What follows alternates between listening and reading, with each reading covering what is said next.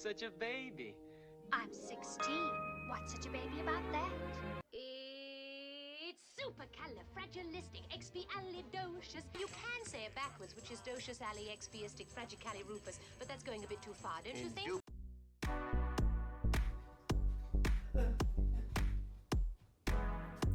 Auntie Laura? Where could Auntie Laura be?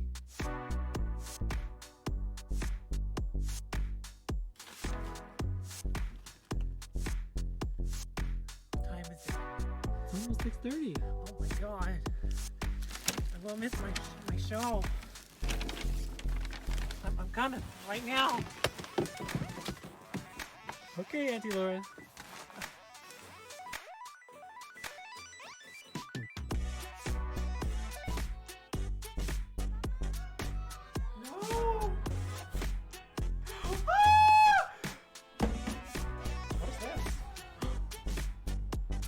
Very nice.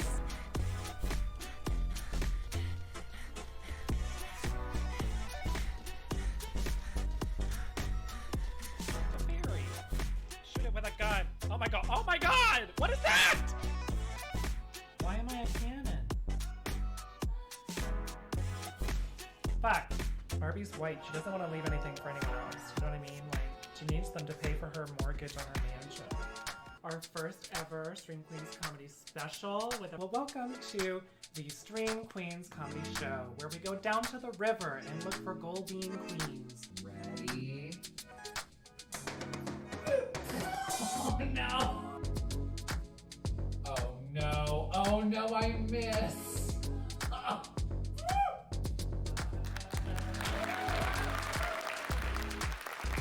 Hi everyone!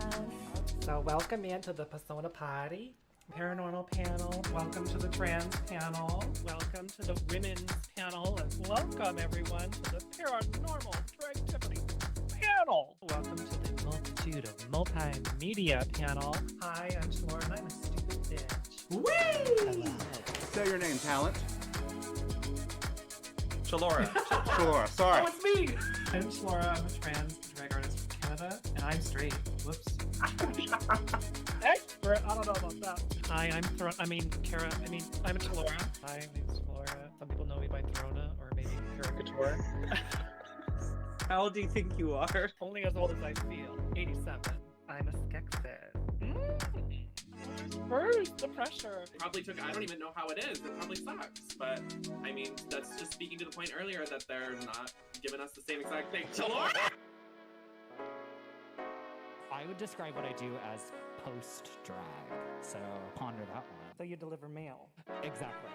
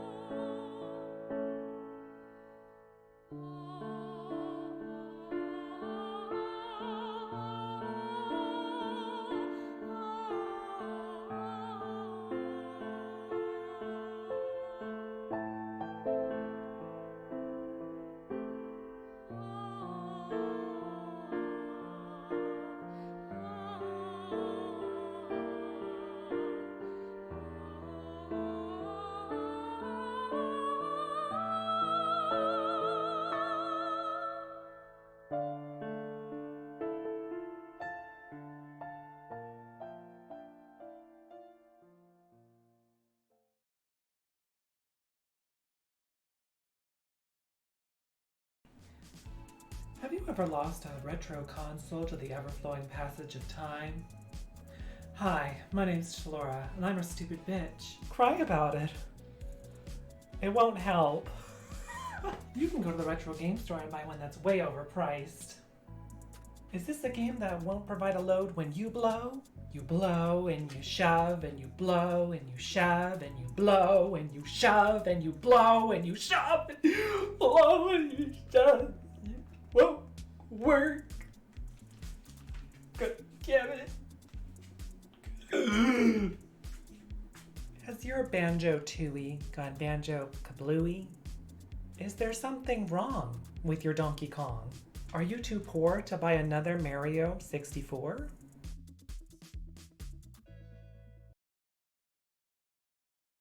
At least it's here, and I'm queer, and Way to go!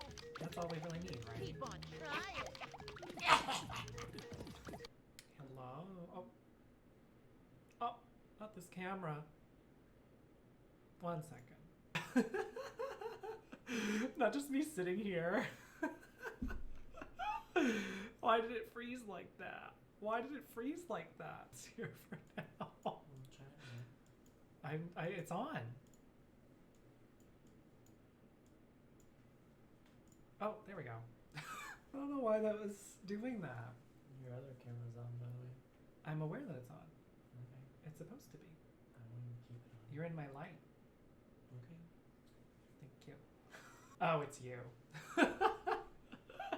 Okay, so we're gonna do very hard. Let's do it! Let's do it! Oh, I look like I'm the enemy. Hello, it's me, the enemy Pokemon trainer. Hello. Ready when you Bye, are. Lieutenant Surge. Bye-bye. Bye, I gotta go, Diva. I gotta go. I gotta go, No, Diva, I gotta go. Thank you, goodbye. We're gonna continue our very Ready hard. when you are. Ready when you are! That's Pip right there.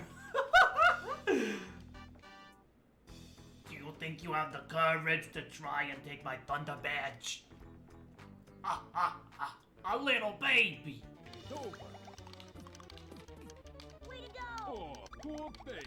What baby? I'm running out of ideas. I'm gonna win! Woo! Get back, Surge. Get back. Poor baby. Pokemon Congratulations. You won a Thunder Badge. You won a Thunder Badge. prepare to battle! Oh, prepare to battle. Give up, give up, give up, give up, give up, give up, give up, give up. Girl, you can have several voice lines. I know you do. You got more than that. You have more voice lines than that. Give up, The way it says give up so calmly. We did it! Okay, Erica. Alright. We'll try again, Miss Erica. Way to go!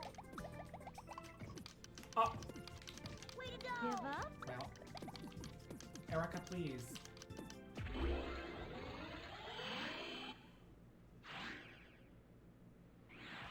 I'm a Pokemon Erica, master! what happened? Winner! What? 12 seconds, Diva? She AFK. Congratulations! She was AFK. You won the rainbow badge! You found the rainbow badge. Do you choose You're to gay. battle me? I'm gonna win! We're not Way beat to yet. go! Run him out. Send 'em up! Run him out. Send 'em up! Run him out. Way to Okay, okay, alright. Alright. And I couldn't We're even not reach beat the yet. fucking... Way to go! Squirtle! Squirtle! Oh, fuck out of here, sir. I'm gonna win! We're not beat yet. I'm gonna win! We're not beat yet.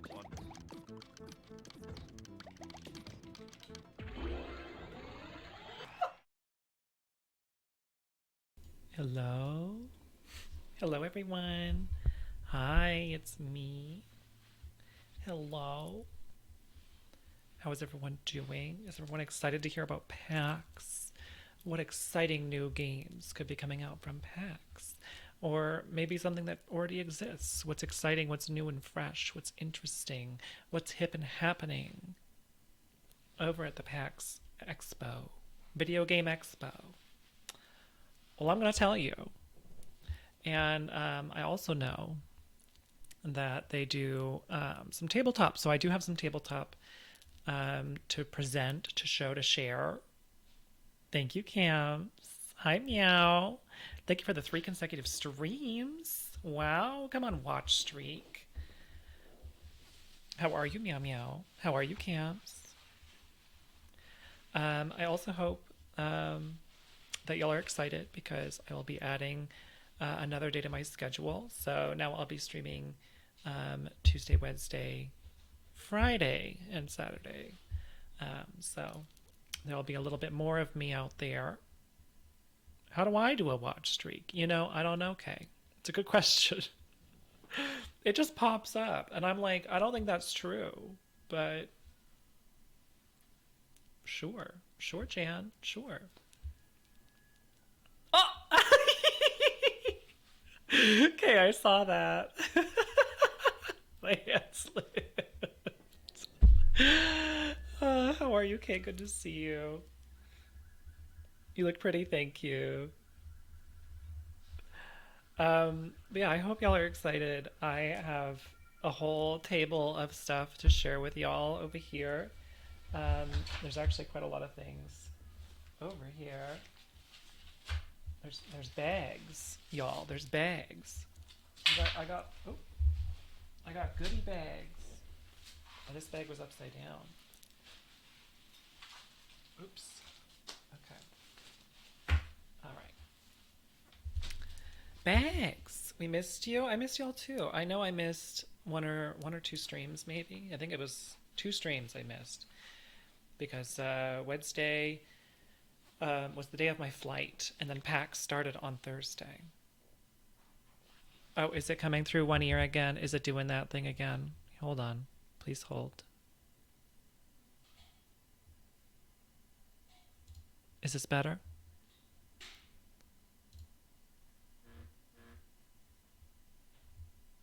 Is this better? Hi, Ben. How are you?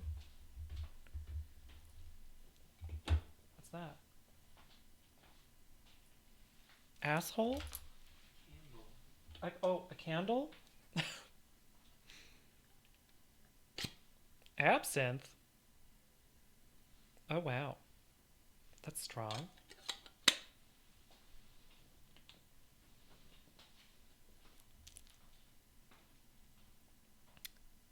Much better? Oh, okay, good. Well, I'm just going to get started because we got a lot to get through. We've got, I did 11 plus meetings for the first 2 days. And then I also did Saturday of the con, but I left on that Saturday. So I didn't do as much on the Saturday, but I still did quite a lot of stuff. And I'm pretty excited to share it with everyone. Oh, because you're on iPad? Well, it doesn't matter then. I know sometimes the audio likes to go through one ear of the headphones, but not both. And so that can be really irritating, personally, I find.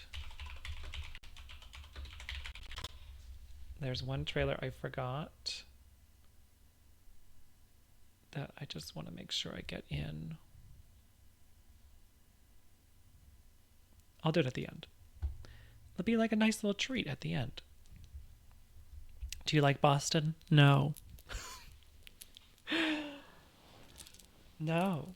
But the people at PAX were incredibly kind this year. Not like they were not kind last year, but hi, Portia. Thank you. How are you, Portia? It's been a long time.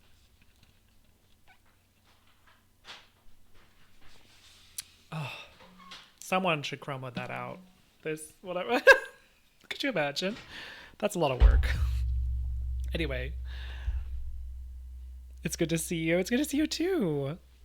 I hope you're excited to see all the little games and things that I got going on from the expo. Slay meeting, yes, lots of slay meetings. But yeah, let me get started here. The first booth I went to was a booth called Wired. So they produced quite a few games, and they were incredibly kind. The devs were there for all 3 of the games that I played, and they each came and showed me their game, gave me all their little tidbits about each game. And they were all very nice. And I was wearing like a Swarovski bracelet my mom gave me, and they were like, "That's Swarovski, isn't it?" And I was like, "Sir, excuse me? What?" And he was like, "My wife really likes Swarovski." So I know. It's like, okay, sheesh. But anyway, they gave me these really cool pins. I mean, I totally purchased these pins myself. The first one is a little heart that says "fucking love indie games." The second one is a little middle finger that says NFTs, like fuck NFTs. Their whole booth was like decked out in like fuck NFTs, which I loved. I was like, thank God somebody is paying attention. So right off the bat, good vibes, at least from me. They were all wearing these like middle finger pins, which I loved, because for those who don't know, a lot of booths are pro NFT, and they'll have special exclusive NFTs for PAX and for their booth, and some of their games are like blockchain whatever, and it's just a fucking mess. It's just annoying and disgusting, and I'm tired of it. But I did lose all of my scenes, so please be a little patient with me. Oh, I wasn't ready for that. Okay, so our first game is called Bulwark, and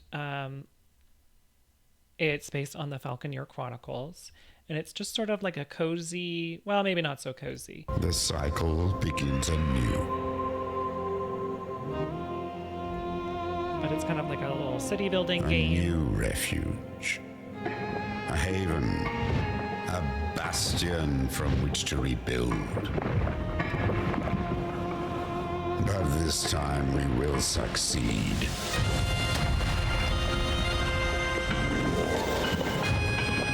We will build higher. We will build stronger. We will dream. Little dragons.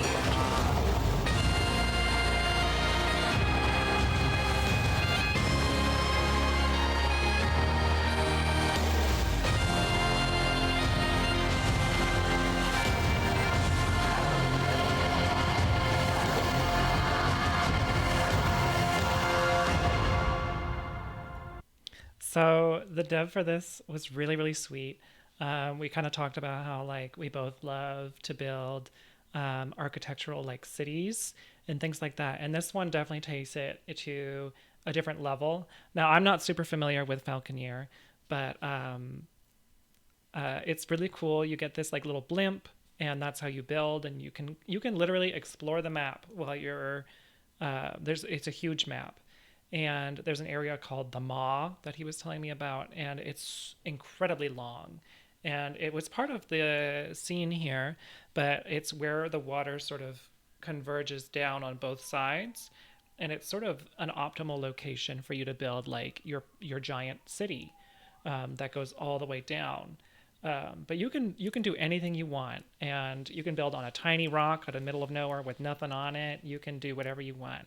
There's pirates, there's factions. You can do pro-pirate, pro-mercenary, anti-pirate, dragons. There's all sorts of different mechanics and politics in the game that you can play, or you can just play for the architecture and the building and living your fantasy on the water and on these like sheer cliffs and rocks. And that's something I haven't really seen a lot of from city building games, is that a lot of times you're building and they're like, you can't build there, it's not flat. And it's like, there's nothing flat here. So it's really just be creative, have fun, and just go to town, basically, and build up, build out, whatever. I was watching him play. He was playing for me because I was like, just show me everything, you know? Because I find like sometimes when I play the games, I slow myself down, if that makes sense, because I'm paying too much attention to all the details. I want them to show me everything that they like about the game, and they did that for me. And that's kind of something that I really enjoy, is when a dev plays a game and then talks to me about it. So he did that for me, and we had a great time. There were like whales in the water that were like coming up and breaching the water. It was so cute. And everything it looked like a lot of fun. It's like Civ vibes without Gandhi causing war all the time. So this was great. I really enjoyed it. And to preface all of the games, even though I'm already talking about them, if you wishlisting games on Steam does help the developers out a lot. You don't even have to necessarily buy the game. If you think the game is cool, if you like the concept, whatever, wishlisting it lets Steam know that it's a desirable franchise or desirable game. It's a whole metrics thing. It also incentivizes sponsors. Sorry, like what's the word for that? But either way, it can really help out a game. So if you're like, well, I can't buy it, but I think the concept is cool, or I think the devs are cool, as I'm going through the list here, you can always just wishlist it and then ignore it and never look at it again. Definitely Korra vibes with the airship and the water and everything. Very like Water Tribe, but not on ice. And he was also telling me that there are some maps that are not necessarily cold, so they're more on a warmer climate, kind of like maybe more tropical, maybe more jungle, and that sort of thing, which I thought was also really cool. I liked that a lot as well. Sorry, the stress is like, I'm scared it's gonna fall down. These breastises, they're just not big enough, you know? They're just not big enough. Anyway, so I played 3 games from Wired, so this was the first one. Or I should say that I forced the devs to play for me. The second one was this one called Tin Hearts, which is a puzzle platformer. Last one then, is it?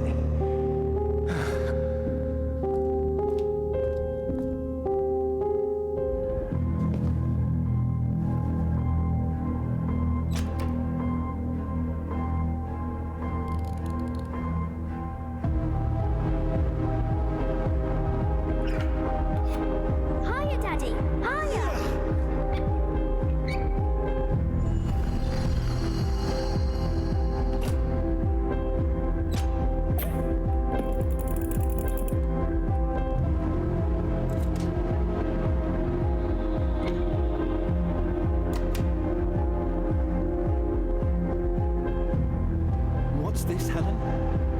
Have you seen this?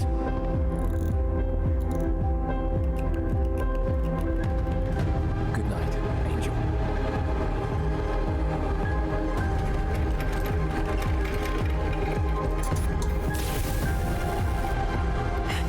I'm so scared, Albert.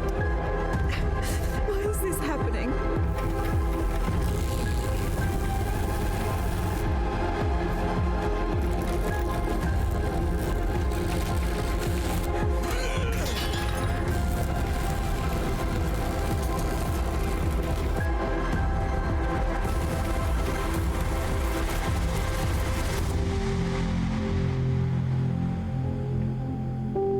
Hi, Anne.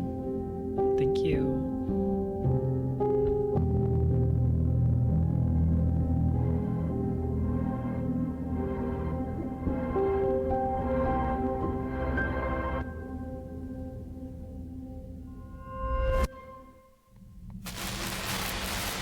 So this one should be released later this year. Oh, there's a beta that you can sign up for. But there we go. So this one, as you can sense from sort of the music or the vibes, it's visibly very cute and friendly, but there's clearly some sort of dark something lurking underneath. Some sort of, who knows? But it follows the story of this inventor and his family. He creates these tiny little tin soldiers, and each level is just a different puzzle, and the puzzle revolves around the different rooms of the house, and you have to get a certain amount of the tin soldiers to the end goal, whatever that is. So it's really interesting how there's no separation between the puzzle and the story. I find a lot of times puzzles and stories can, at least with puzzle games that have plot, there's a cut from the story to get to the puzzle. And in this game, there's no cuts. You move from room to room. Here's the next puzzle. Here's the next room. Here's the next puzzle. Here's the next room. And each room has their own little plot. I believe there's over 30 puzzles to play. And the dev was super sweet. He was such a gem. And they were telling me that I probably will cry. So I'm excited to play it at some point and just cry my eyes out about these little tin soldiers, the inventor, his wife, and their daughter. And the voice acting sounds good. The music sounded really good. He was showing me a few of the levels at varying stages of the game. And they all kind of have a different element to them that is really interesting. And there's a little bit of creative freedom in how you navigate picking up pieces of things to cause these tin soldiers to navigate their puzzles. So I'm personally really excited to play this as well. You'd like to see that? I mean, I'm down to clown, Y'all know I'm down to clown. I'm also sorry if there's ads. I'm going to try to hope that there aren't any ads, but, before I start. Also, I don't know how loud the game is. I don't know if you can hear me over the game, but hi, Anne. Thank you. I hope you're well. This game is called Felicity's Door, and they gave me this adorable little pin. There was a lot of information that I unfortunately did not absorb. Or, sorry, it's a keychain. But there's like a little bear in the game, and they're so cute. But they were telling me that a lot of these designs were, or the animations were created, I think, you can correct me, but I think the animations were created by the same animators from JoJo's Bizarre Adventure. And this game is a rhythm game, and it's quite accessible, I find, just from playing it. It'll be on the Switch, and then eventually PC. So this will be a Switch release first. And let me grab my Switch really quick to show as an example. But the rhythm will show up as red or blue, usually towards the right or the left, but sometimes they kind of merge in the middle and can kind of psych you out a little bit. But for the red ones, you just use any of the buttons on the right side. You can use any of the buttons, any of the triggers, and then it's the same for the left side, which I thought was really nice because as a rhythm game and just as a player, like, you can carry around the Joy-Cons and do whatever you got to do, or you can change up the buttons if your fingers are getting tired. Use your thumbs. You know what I mean? Like, it's just really nifty that they did that, and makes it just really enjoyable for a rhythm game.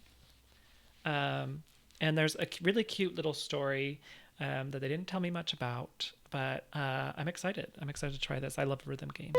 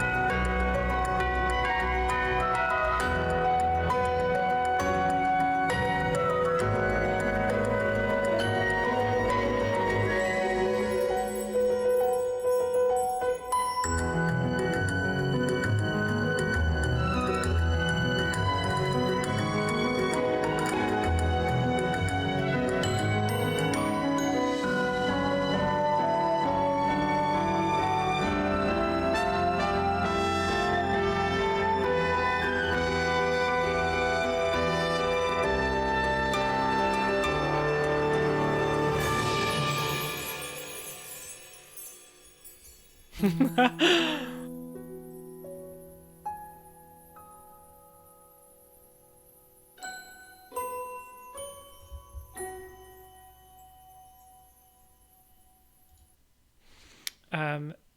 this is so cute.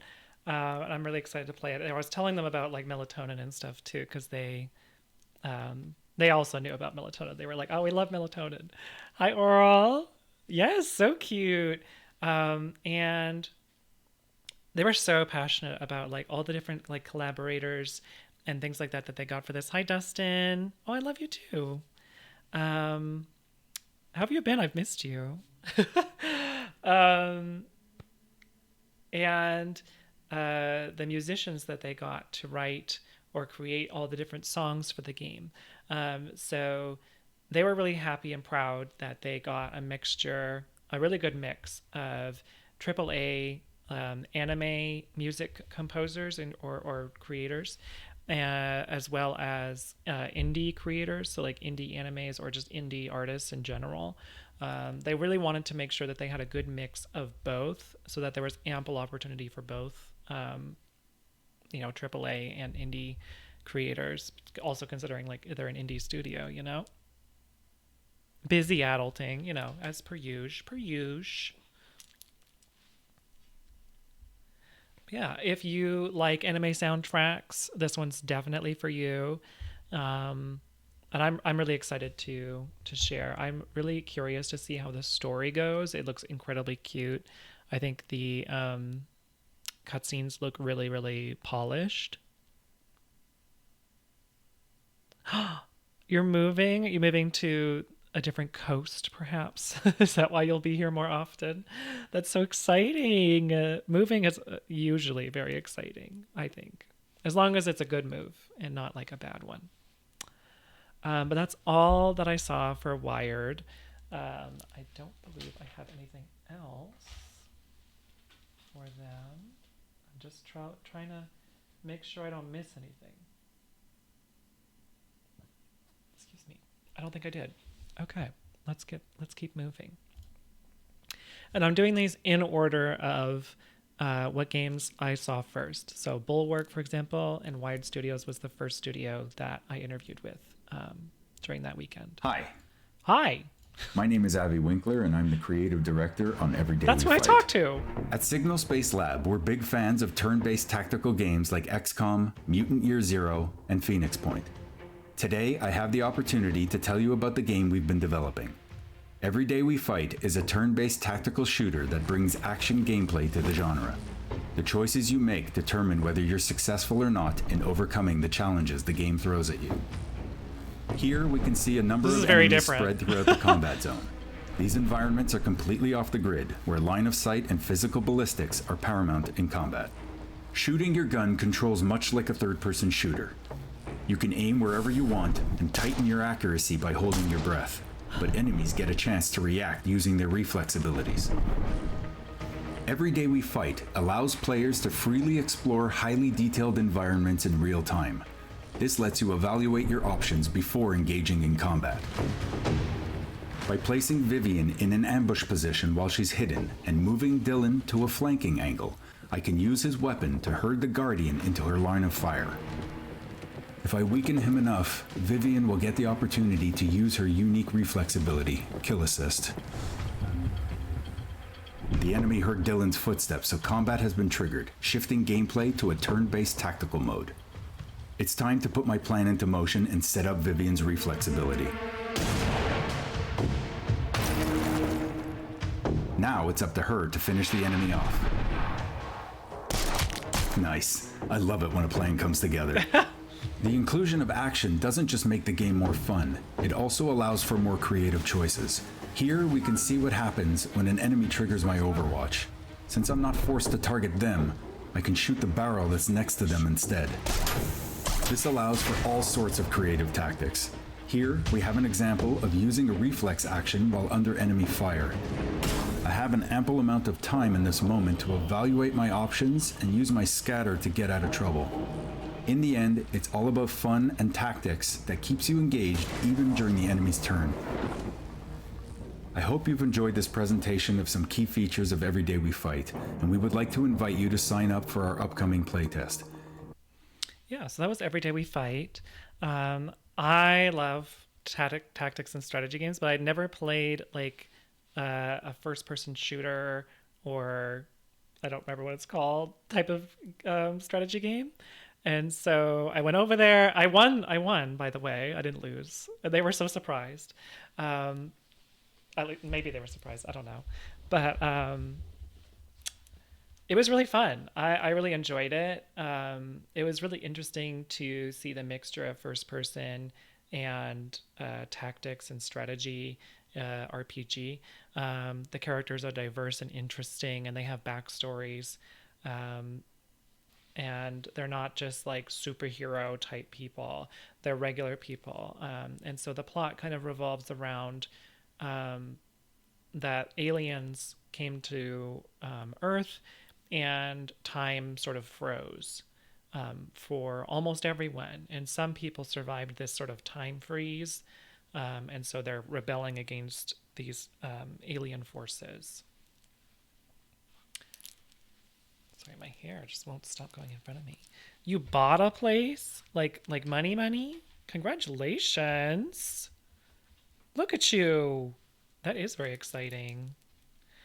But yeah, this game was a lot of fun. The devs were incredibly kind to me. They were very welcoming and helpful. And there's a really cool feature in this game that apparently is not common for its genre. I don't know if you could see it very well in this particular frame, but when you're doing your turn and you peek through a window or like a somewhere where you can like kind of look over, you can actually lean your character out or forward, which is not it's something that hasn't been done yet for this type of game, for this genre. So you get a little bit more realism and scope for your character to move. They have a certain amount of AP, and they each have special, distinct abilities, and you can equip them with any kind of guns and things like that. It's really cool for people who like that sort of thing. I personally thought it was a lot of fun. In this particular play test, for example, you have these three characters. Vivian is one of the characters, and there's this machine sort of in the middle, as you can see, this sort of alien machine, and there's these spheres with holes in them, and to defeat them or complete the mission, you need to kill the aliens and destroy the spheres by shooting a bullet into the hole. So you need to get at the right range or the right angle. And then there's like a spinning guard on the inside. So you have to time your shot correctly as well. I don't know, the whole thing was a little complicated at first, but I just feel like that's just tactics games in general. But this was actually really cool. I really enjoyed it. I thought it was really interesting. And there's a lot of different options that they allow you to do in the game that I wouldn't have expected to be able to do, and that give you a lot of versatility towards what you want to do with your characters and how you want to advance. So I had a lot of fun playing this game. The next is 2 Whitethorn games. I unfortunately didn't get to play them. I just sort of like looked over. But they wanted to show me Mythwrecked and Botany Manor. Well, I wanted to see those games because I've played a lot of Whitethorn games. They also gave me this super cute little toque. This is green. It's just green screened. But it's actually really cozy and soft, and I loved it a lot. I might actually wear it. No, I will actually wear it because I like it. I thought I had little cards. I think they're buried somewhere. Oh, here we go. Well, there's Felicity's door. Whoops. But there it is. They gave me like a little postcard. Really cute.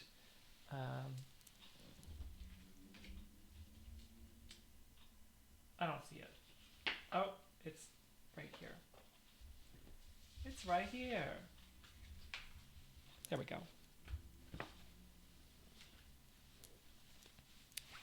What is the point of wearing this thing if it's not going to stay put? Okay. So the first game was Mythwrecked, Ambrosia Island. Oh, they're like little postcards. That's really cute, actually. I thought they had details on them. Never mind. But Mythwrecked is coined as a friend-em-up, like beat-em-up, but friend-em-up.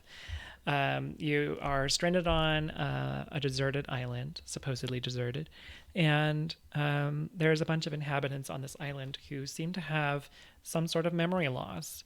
And it turns out that all of those people are Greek gods. So let's take a look at that. Oh, that's a thong.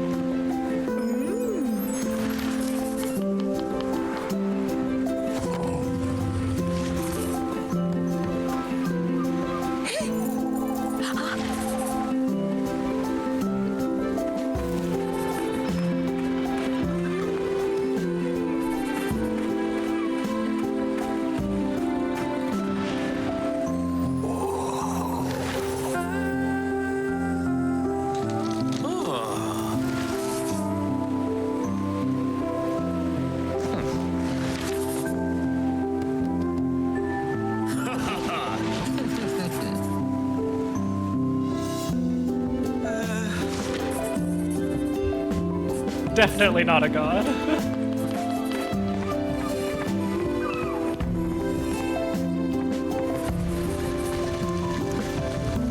Hi, Blade. Welcome to Ambrosia Island.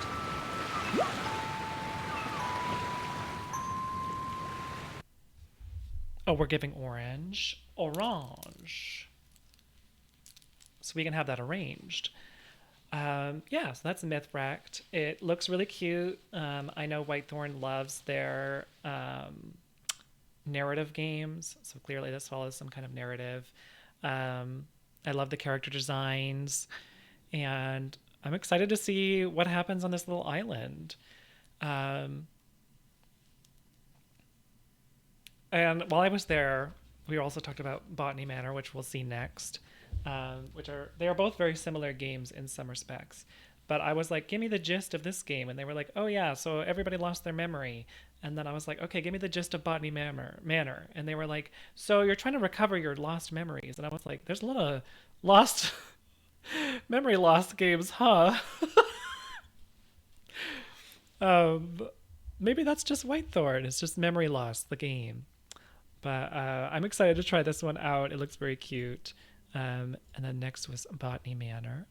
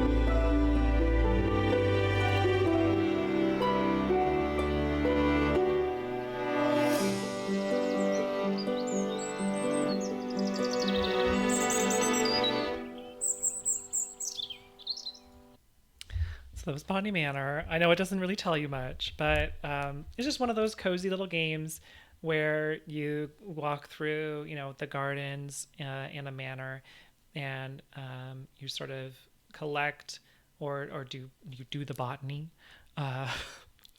So if you like plants, maybe this is for you. But obviously a great score of music on the background. They said, go girl, give us nothing but plants. No words. They said, let everything speak for itself. But you do go through the manor and you kind of collect memories or notes or tidbits of some kind of plot, of something going on. They didn't want to give me too much information, so I'm like, cool, easy. Plant gaze found dead. Exactly. So this next game is a different studio. It's really, really cool, I thought. So it reminded me a lot of Final Fantasy Tactics Advance, or just Tactics in general. And I really enjoyed seeing what I could see, and just talking with the devs. I think it was, nope, I don't remember who it was, unfortunately, what their role was. But she's also like a super big fan of tactical or strategy RPG. She likes the old Fire Emblems the way that I do, and things like that. So I'm already excited for it, just to see what will happen. But if I recall correctly, and anyone can correct me if I'm wrong, but this was a game created by, I believe, a solo Brazilian developer. And so I really love the character designs of each character. I'm really excited to see how this plays out. But basically, there are 3 refugees that are your characters, and they have been trapped sort of in this town or this city of huge walls. And they are trying to get out, or something like that, or they do get out, and then what happens afterwards, sort of thing, if I recall correctly. So I might have heard that wrong, but we'll see. Oh,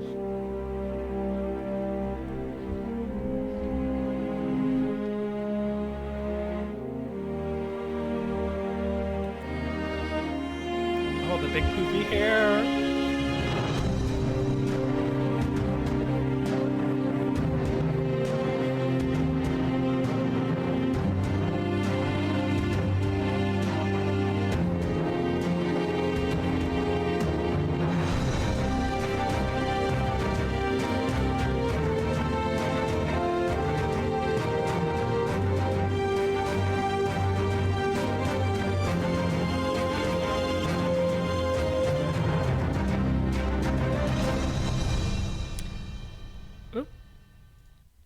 So don't give away too much. I think it'll be really interesting to see. I really like tactics games, so I'm excited. I'm excited to just play another tactics game. I think it's really cool to see like the classic Final Fantasy design, but like new, fresh, and from a different perspective. Where they're not all white. I mean, I think some of the Viera were women of color, but if I recall anyway. But like, it's really nice to see like this perspective, and even the plot will carry that perspective. So I'm really excited to see the writing and the gameplay and how that will all play out. Unfortunately, the dev couldn't be there, but the producers were there, and they were also super sweet. They were actually really cool. They gave me their little demo kit, and it comes in like a PlayStation, like a game box, and then they have like their games on the back. I thought that was really cool, and they had like a little USB and stuff inside. That was really clever, I thought. The next game is called Sovereign Syndicate, and this was part of the PAX Rising showcase that I visited. And it's sort of like Divinity Original Sin type social, like narrative style, where you're walking around and you are interacting with your environment and the people around you, and you can kind of do whatever you want, sort of thing, with instead of dice rolls, they're tarot cards, and you collect these tarot cards, and so the tarot cards kind of have a different dynamic because you know which kind of tarot cards you have, which ones you've pulled, and which ones you have left. but it is randomized. So like if you have one tarot card left, I believe, maybe I'm getting this wrong, but you could leave a situation that you want to make sure you have good cards for if you know you only have like one bad card left or something, and go to a different situation, use that card, come back, and have all your cards again, right? So yeah, let's just check this out really quick. So this story revolves around 3 different characters. One of them is a magician minotaur. Another one is a woman. And the other is a dwarf who has a automaton with him. And each of these characters experience sort of Victorian cyberpunk Europe differently, in the same way that, you know, there's racial prejudice, misogyny, and things like that. And so I was discussing with the devs about, or one of the devs about this, but I believe her name is Clara. I could be wrong. Is the woman character. Was only written by women, so that way they got like a better perspective that was more accurate to what a woman might experience in like Victorian England, where like she might have to be accompanied to enter certain spaces or things like that, just for example.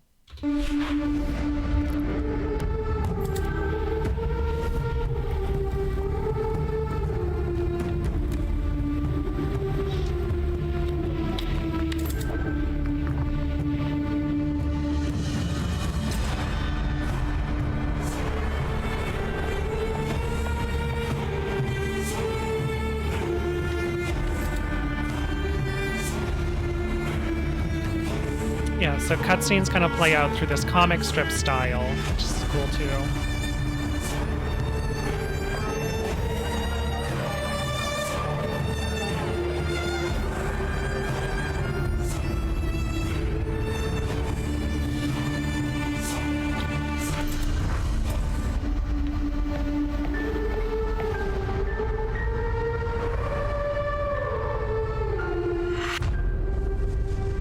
There's this box in the way.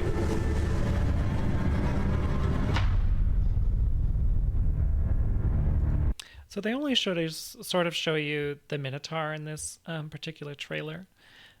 Racial prejudice and misogyny. What a crazy idea. Totally unfamiliar. I know, right? But I think they did a good job of writing it, and including sort of fantasy characters like Minotaurs and dwarves.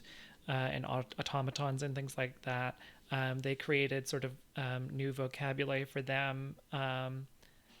So like in the cutscene, you could see that this one character was using a slur against Minotaurs, and it was highlighted. So they have dictionary, what would you call that? Like glossary? I don't even know. I forget what they called it, but a function during socialization where you can hover over the words and see their definition in case it's specific, just because Victorian England had a lot of slang, I guess. Not slang, but like different terminology for things. It looks really interesting to me. I'm not really sure what the overall plot arc looks like, but the gameplay looks fun. It looks good to me. I think it'll be really interesting to see it played out and how different things might play out differently for each character. A lot of replayability in like, you know, whether you succeed or whether you fail sort of thing as well. The next thing that I saw, it's not a game at all. And it's not hardware, and it's not tabletop. The next thing I saw was Valari. They make gamer pillows. So they're sort of these like seatbelty type pillows that go around your waist.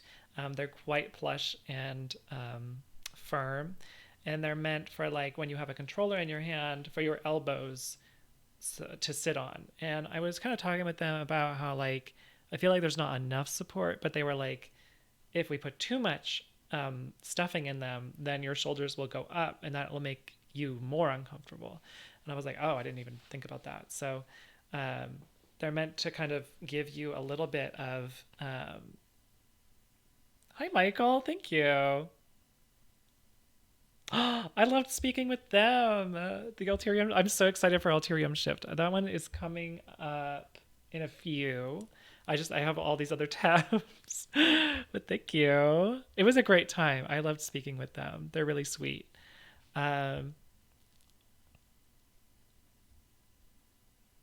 You see these all the time, Dustin? Yeah, I see them a few times on Instagram right now. They were honestly pretty comfortable. And the fabric was pretty nice. I want to test them out just to see, because I do play a lot of console games and a lot of just games in general that use controllers on my computer. So I'd be excited to see something like that. Oh, okay. But yeah, I'm interested. I'm interested to see how these turn out. The typical cost of these goes from, I believe, $40 to $70, depending on what kind you get. And I believe they also were offering like different kinds of embroidery. So I could get anything embroidered on a little logo or something on the front, a little picture of Lola or something. You never know, which is cool too. I like that, the customizability. So the next thing I saw was I went to Firestoke's booth, and I couldn't find a trailer. I know I have one, but I couldn't find one. But regardless, it's a up to 4-player co-op tower defense game. And you can, obviously you can put different kinds of turrets down and things like that. Everybody has their own amount of resource, like you can see on the bottom left there. And the character design is very cute. Yes, enjoy the lurk.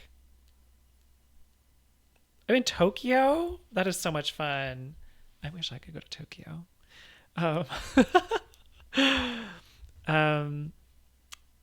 Yeah, each character or player has their own resources and then can build or upgrade their own turrets or each other's turrets or whatever.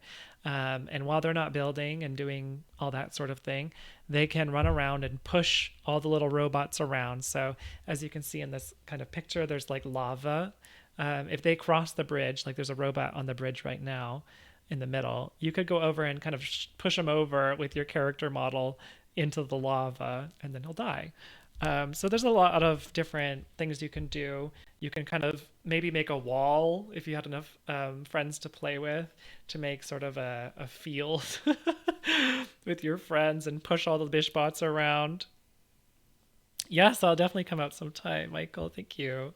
My husband and I definitely have been trying to get to Japan since we got married. It was supposed to be our honeymoon, and we just keep pushing it off. So it's in the works.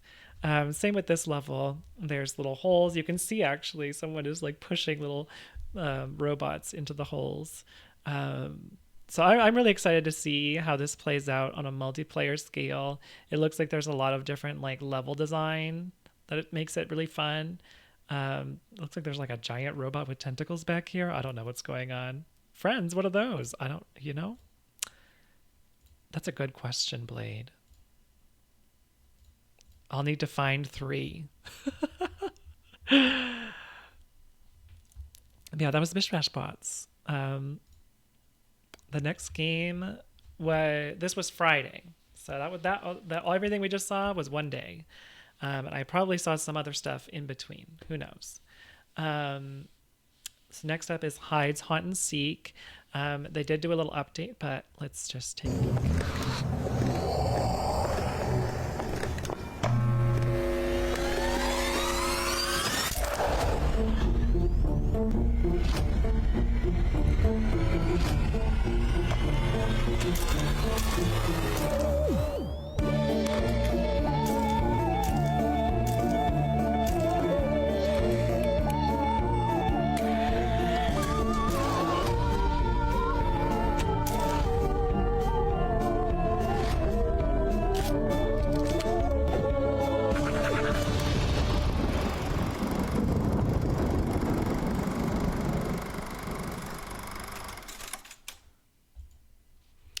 That was Hides, Haunt, and Seek. I believe it's 1 versus 2, maybe 1 versus 4, or maybe 2 versus 4. I can't remember exactly. But one player is, the character with the flashlight, and they play in first person, as you could kind of see. And they use the flashlight as their weapon to deteriorate the ghosts. And each player kind of gets stronger over time the longer they're doing their thing. And then there's the ghosts who play as a team, and they have a bird's eye view of the house, and you're sort of possessing items and levitating them and moving them around, trying to scare, or you get scare points by doing this. You're scaring the person who's in first person, so it's kind of cool to play with the like perspectives. So you could put a bunch of stuff behind someone while they're like looking in one direction, sort of thing. And you can move a lot of objects just to be really annoying. They also recently added a lot of custom effects per item. So like the bathtub will, boil blood and like limbs and stuff will come out of it or something. I can't remember. Or like the dining table will have a bunch of rats on it. As like something you can do with your power, for example. I really enjoyed this game. I thought it was a lot of fun. The rounds do not last super long, which is nice too. You can kind of get through a few rounds really quickly. I think this could be a lot of fun for Stream Queens or any team or just any group of friends. And it's really cute. Next up we have Super Raft Boat Together. Super Raft Boat was apparently already a game before this, and then they just slapped that together on. So this is now multiplayer if you've seen this game before. And this was from me visiting the Brace Yourself Games booth. This game was pretty hard, if I'm honest.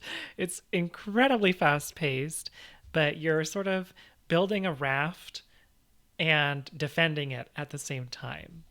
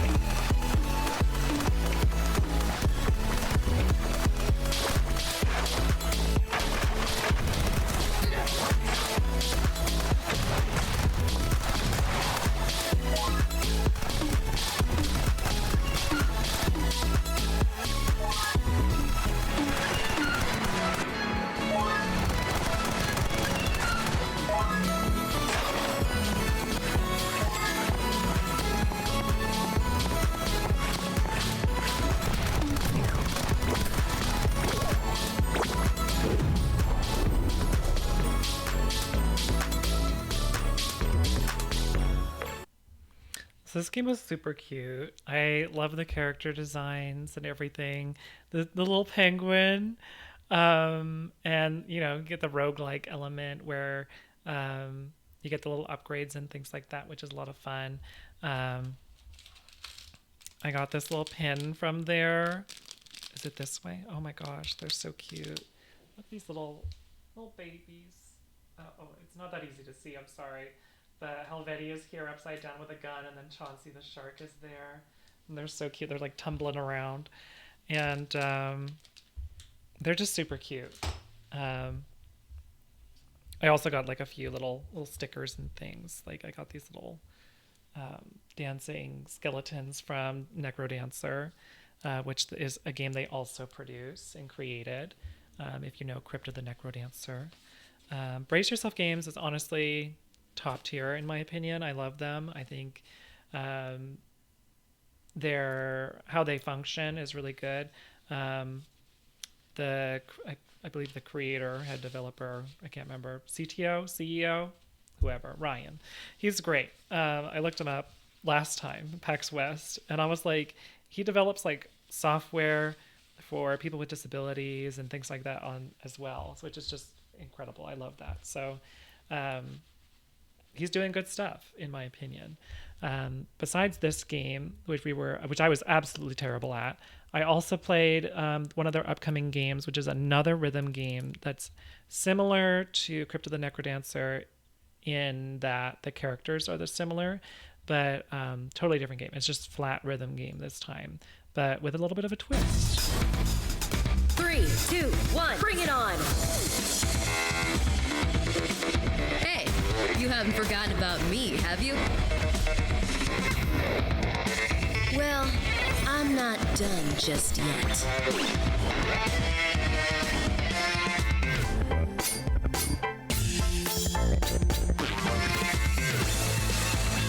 The rift took it all, but I'm gonna get it back.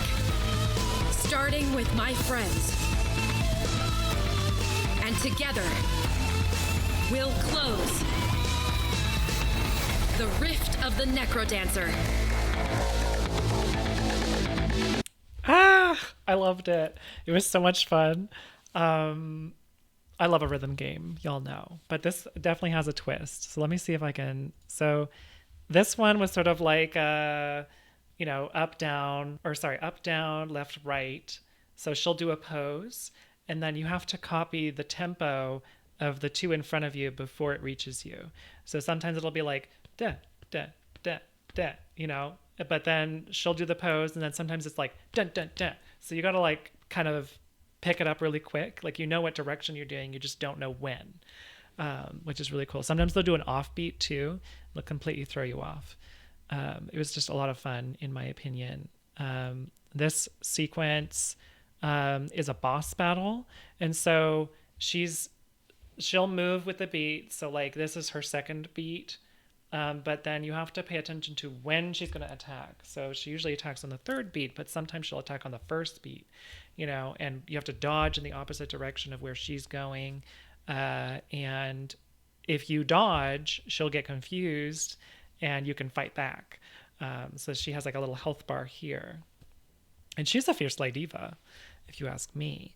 And then there are these sequences where you're just classic rhythm game. You've got up, left, and right, and down, I believe, hits all three at the same time. And each monster is sort of a remembered monster from Crypt of the Necrodancer, and the color coding tells you different information as well as the monster type. So slimes just go straight down. Zombies, they kind of hop over and forward at the same time. So they can be a little tough. Bats will move in directions that they're looking at, and they can go. So if they're on this right side here and they're going this way, they will hop to the other side. So it really keeps you on your toes because you have to pay attention to which kind of monster they are, as well as everything else. And it's so much fun. I love a rhythm game, and this kind of changes that up a little bit, in my opinion. I think Brace Yourself Games is really cool. Okay, now we're at Ulterium Shift. Which I really loved. It was a great time. I loved seeing it's kind of like a classic RPG, Final Fantasy or anything like that.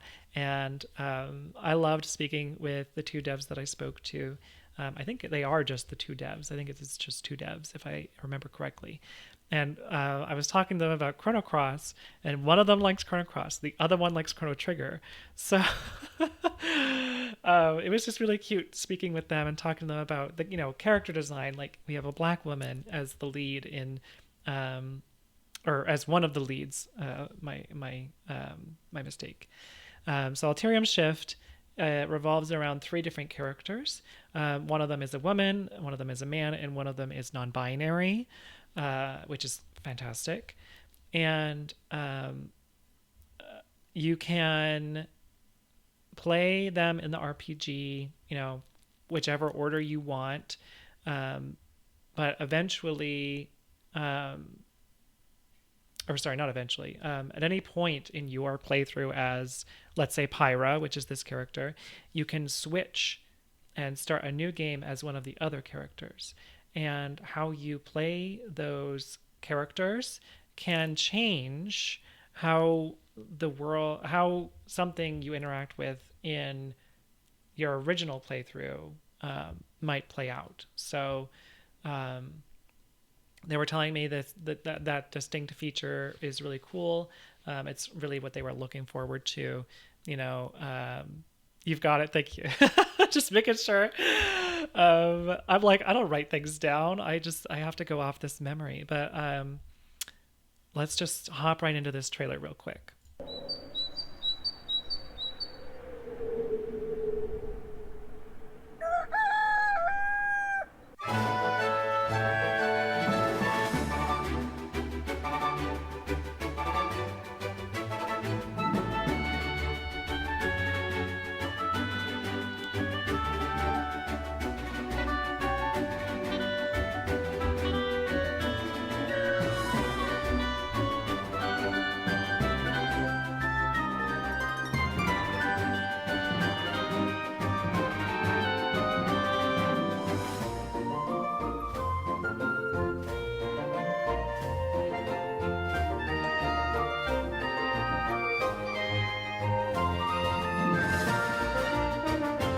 And fishing. Oh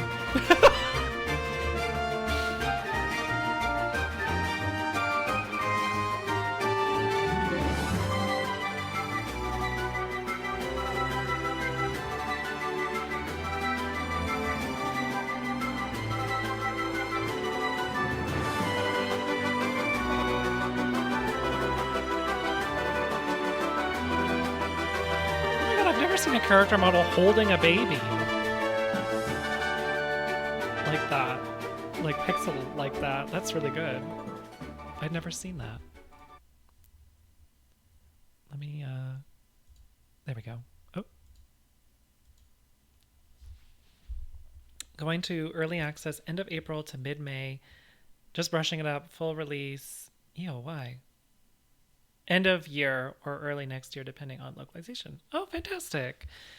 Well, Christmas is coming, y'all. Get that on that wish list. And remember to get it for Christmas. Or early next year, Valentine's Day, who knows. But I'm really excited for this. I love a classic JRPG. The writing looked really, really cool and fun. And I love the dynamic of these characters being playable off and on sort of thing. Like you can... I'm done playing with this character. Let me try another character. You get bored with one, play another one, then come back to it, when you feel like you want to or whatever it is, And yes, and the one character is non-binary, which I love as well, Sage. And it's not like... I had a really deep discussion with the developers about the diversity and the casting, and they were just incredibly swell folks about everything. It was a really good conversation, is what I'll say. So I hope y'all will support them in what they're making. I think it's really cool, especially if you like JRPGs the way that I do. And there we definitely talked about how there's a distinct key to exploration. So if you're one of those people in Pokemon who checks every single trash can, you'll be rewarded, I think, in this game. Not that everything will always have something, and not that every time you check a topiary it'll be different, but that there's a good amount of exploration and discoverability throughout the game.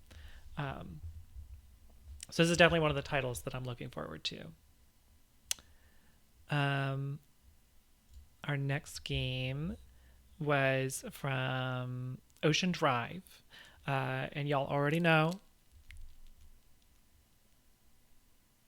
You're the fool that has to check every trash can, just like real life. Sometimes there's stuff in there. Sometimes people throwing out the wrong stuff. You gotta get back in there and get that I don't know, berry out of there. Who would pick a berry out of the trash and eat it? Not me. Maybe a great ball, maybe. But y'all know I love my Ocean Drive games. I loved Lost Eidolons, which I still haven't finished. It's just hard. But this time I checked out one of their other games, which is called Blackout Protocol. It's a top-down 3-player multiplayer co-op tactical shooting game where you play as some of these different characters that have different functions. So one of them, for example, has like a knife. The other one, which sounds like Luster, but I think it does something else. Another character has sort of an AoE heal ability and things like that. So let's take a little look.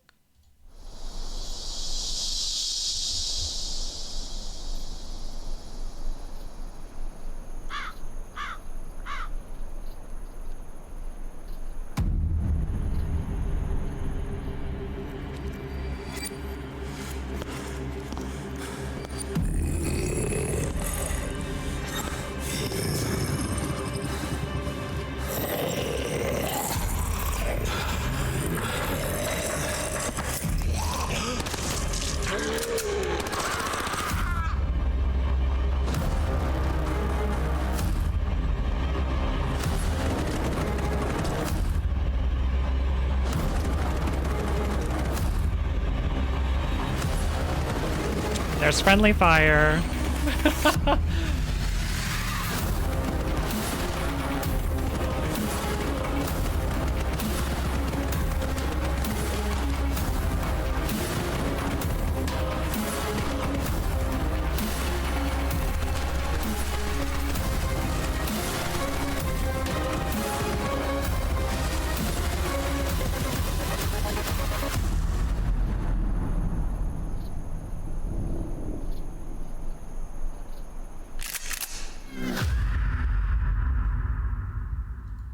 Yeah, this game was a lot of fun. There's a lot of sort of a little bit strategy, but also like action to it, because you kind of have to like communicate with your team what you're going to do. If something changes or something happens or someone gets shot in the back, what are you going to do? But I had a lot of fun playing this. It was a good time. They gave me a little goodie bag here of little coasters with our characters on them. I played it with my husband, so we get little like hers and his coasters. But very cute. Very cute game. Okay. Let me just double check where I am on my list. I might have skipped something. I did skip something. So after that, I went and checked out Dice Dungeons, and they create D&D accessories like dice towers, expansions, things like that, and they were really cool. We had a good time, good conversation about this expansion that they came out with recently. I believe it's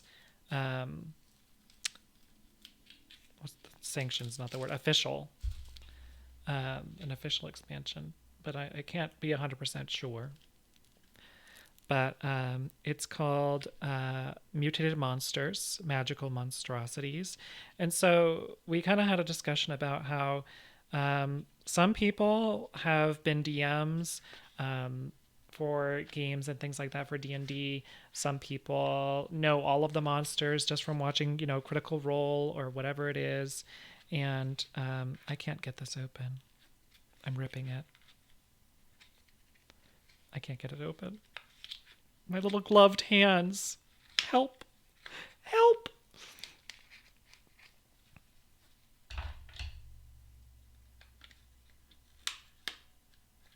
There we go. It's tight in there.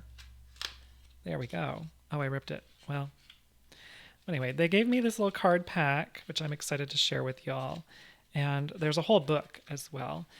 So if you're a D&D nerd, this could be really interesting for you. So it's not just for obviously the experienced player who knows all the monsters already, but it could be just for anyone. So there's a whole card pack, and you can... it's typically for 5th edition also, by the way. But this is how you can change up your monster interactions with your players. So let's say, it even works for improv because they're cards. So you can just pull one and pick, your improv monsters really quickly, and it'll be really quick. So like there's this card here, Flame Walker. So the creature is wreathed in flame. Any creature that starts its turn within 5 feet takes 3 or 1d6 fire damage. So you can kind of add that to the monster, and it just kind of throws off your players in a way that they might not expect. Or like Magic Font is this one. When this creature is reduced to 0, every creature that can see it regains 1 spell slot of 3rd level or lower, which is a good one, honestly, if you ask me. But it's just a really nice way to change it up, add a fun and interesting element to your gameplay that you're not going to find online, and it can really help with making combat more interesting or newer and exciting for more experienced players. But that's pretty much what I talked about with Dice Dungeons and their booth, which I thought was really cool. I love Dungeons and Dragons. We're trying to get a couple groups lined up. It's taken some time. After that, I spoke with Travis Peacock from D&T.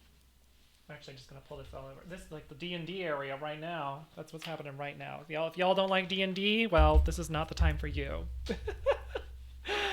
But who doesn't like D&D? I spoke with Travis Peacock from D&T, and they were really sweet. I've got 2 teas here. They make tea as well as tea accessories. So there's a diffuser. It's quite a large one, which is nice. You don't usually find ones this big. And it has like the little thing that you stick out of the cup as a D20. I thought that was really cute. And they put a lot of effort into their blends. I've had both of these. They're really good, honestly. And they're themed. So like this one's called Genasi and Seas. And if you don't know what a Genasi is, it's like a genie race. It tells you how to brew it and all that razzle dazzle. It even comes with a what the fuck is that word? An alignment. There we go. So this one's chaotic neutral. It's Ceylon black tea, sencha green, papaya, strawberry, mango, marigold, hibiscus, lemongrass, rosehip, orange peel, cinnamon, and rose petals. This one was really good. It describes itself as complex and tropical, and I would agree. It had a lot of it was like almost like a fruit punch, but if it was like almost like a more sophisticated tea, which was really enjoyable. And they had like little descriptions and stuff too. It says that this particular tea is only available at PAX East. 2022 though. So maybe not. I don't know. I don't know if it's available. But they describe it as sipping Genasian seas. You feel the tropical air against your face, the taste of exotic spices on your tongue, and the sound of waves crashing against the ship's hulls echoes in your ears. It's like a tropical escape in a mug, refreshing and bold. So it's really cute. I think these are really sweet. They seem to have a lot of ingredients in all of the ones that I've seen, but they're all really well balanced, in my opinion, as far as like what I've tasted. And I will enjoy them again. I'm not being sponsored to say any of these things. If I didn't like something, I would say it. I've said it before on my little PAX reviews. I've said like, I didn't like it, So if I didn't like it, I didn't like it. And I liked it. So, besides that, I also visited Wormwood. They didn't invite me. See, there's the honesty right there. They didn't invite me. Rude. Rude. But why would they? You know, they don't need my help. But anyway, I went to Wormwood and I got this really cool, oh, look at that. Just like the sheen of it and like, ugh. So this is called Poison Wood. And apparently they're not making any more of this one in particular. And I really like it.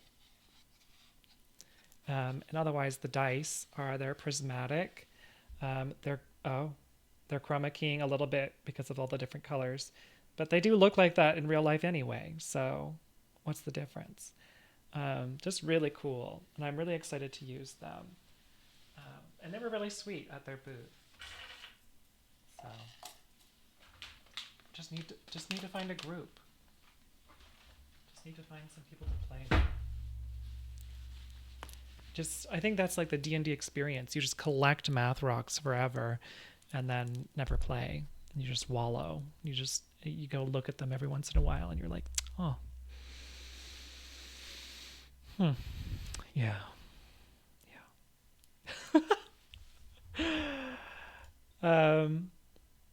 So our next game is Trinity Fusion, which I have here. This was sort of a side scroller. Okay, hold on. I wasn't ready. Okay. It's sort of a side scroller,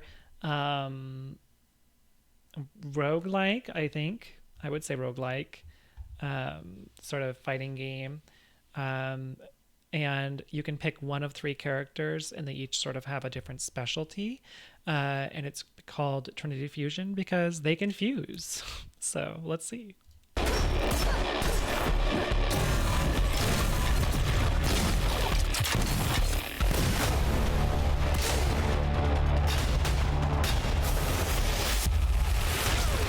Oh my god.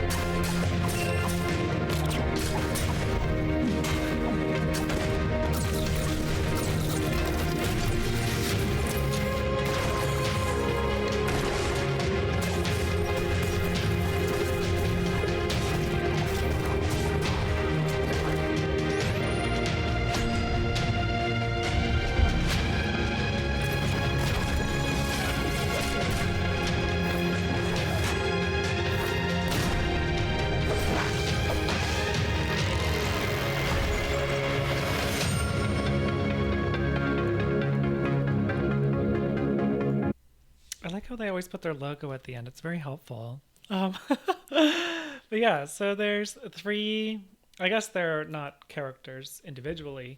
They're sort of more parallels.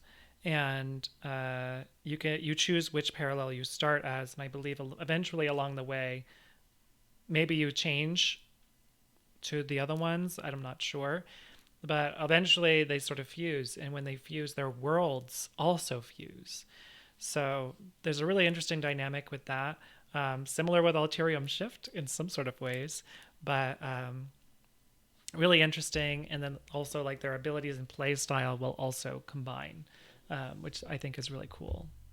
So you kind of get to experience 3 different play styles or ability types and then fuse them together. Last of Friday was Demon School. We'll talk about this after the trailer.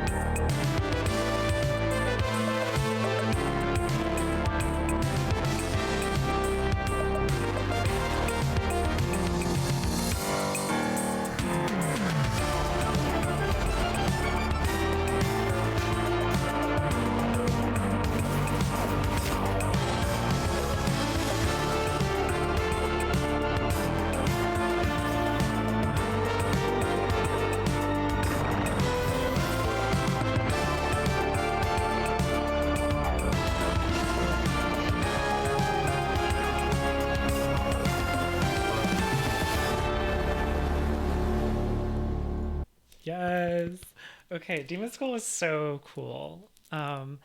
You play as Faye, which was the redheaded character, and she's a super strong, badass woman character.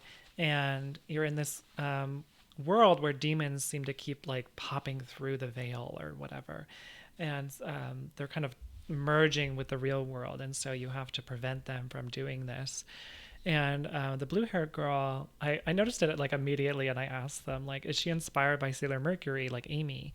And they said yes.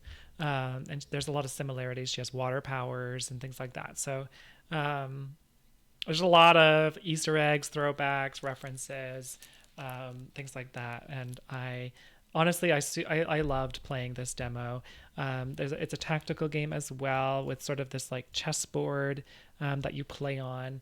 And the way that it functions is you do all of your actions first, and then you initiate them. So you move the character, whatever you want to do, with all 4 of the characters. And you have a certain amount of ability points that you can use per turn. And you just go. And then when you're done, you click one button, and then all of it happens at once. So it's really cool to plan out exactly what you want to do, cancel it if you got to, and then start over or whatever you want to do to really get the best strategy for whatever you're trying to accomplish, and then watch it be executed. The enemies and the style is really cool. I love the art and the art style. There's also romance in the game, so Faye can romance any of these 3, maybe more characters, which I also thought was really nice. Lesbians, anyone's fucking anyone, you know, sort of thing. We love to see it, and the writing is incredibly good. I had to comment on it, I think 3 or 4 times during my demo. So like, for example, there's a part where Faye is interacting with the himbo characters, as they called him.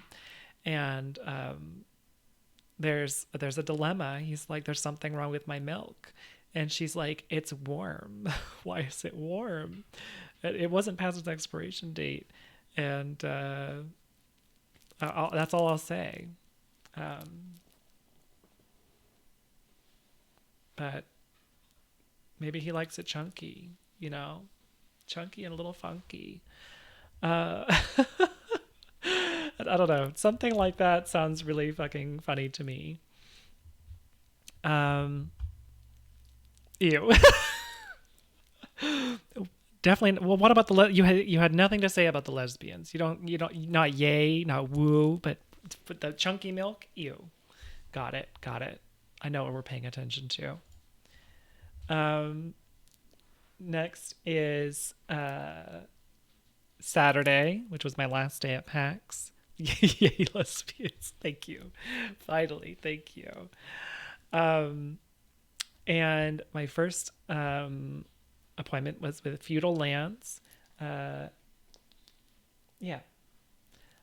It's similar to Conan, sort of like Rust, where it's massive multiplayer base building.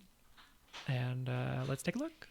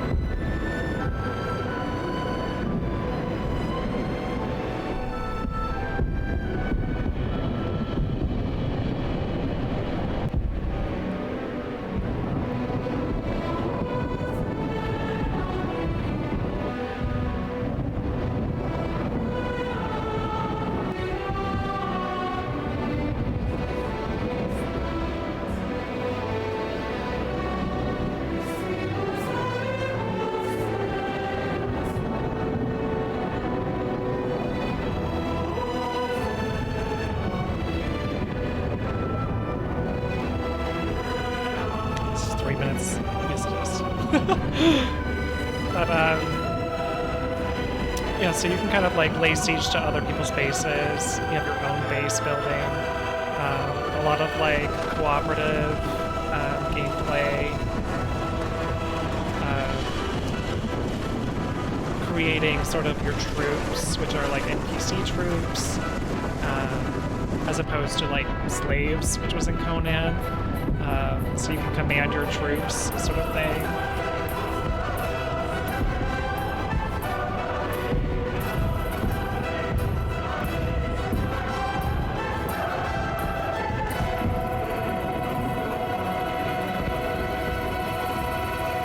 They just look like this right now, is what they told me, but eventually they'll be like randomized armor sets and weapons.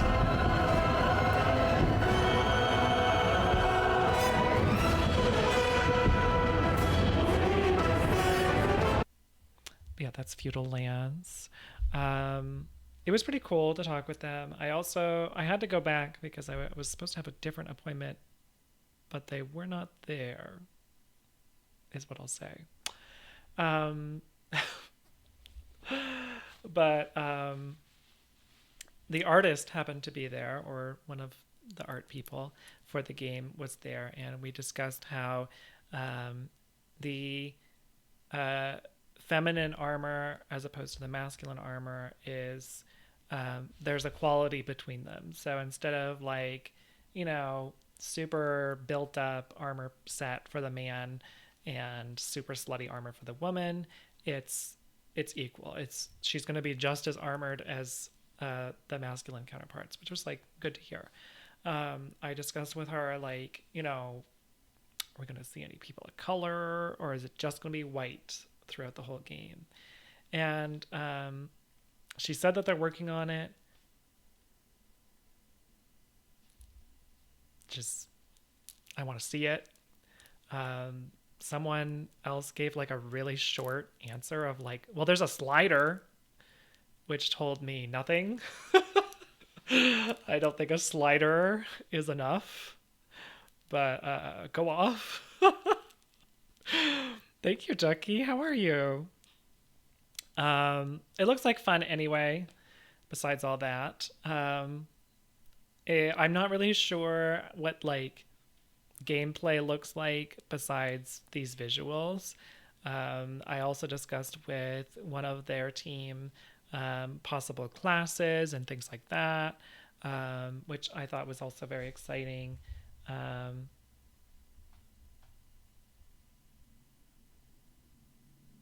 Okay, sorry, I'm checking something. Which is also very exciting. So like there might be like, you know, magic as well, was something we kind of discussed and I hoped would be in the game. From Stinky Work, I thought you enjoyed work today, or was it just like a lot? But yeah, that was Feudal Lands.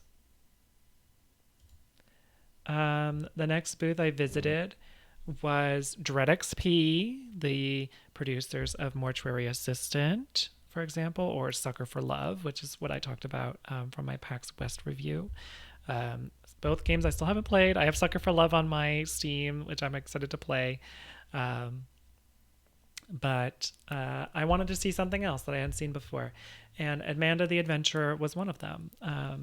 And we kind of had a conversation about how, with this specific dev for this game, about how Amanda the Adventurer is sort of, you know, the Dora the Explorer type childhood show that we've seen growing up.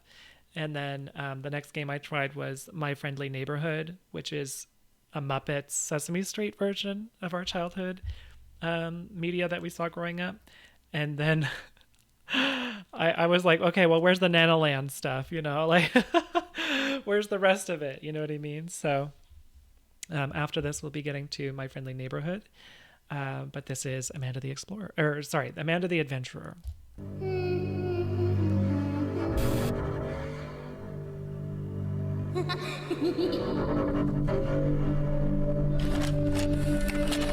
Hi, I'm Amanda.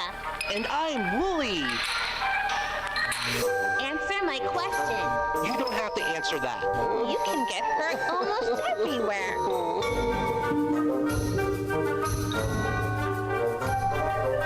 I want to get my friend a special treat. Can I share a secret with you? What tool should we use to fix Wooly's head?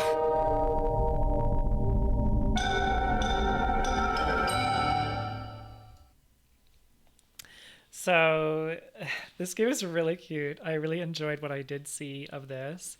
They play sort of these VHS tapes of Amanda, and there is interactivity within the video. So they'll say like, what should we use, to whatever, and you can type in different things. So like, what should we use to cut the apple, knife. So it'll be like 5 letters and you have to type it out.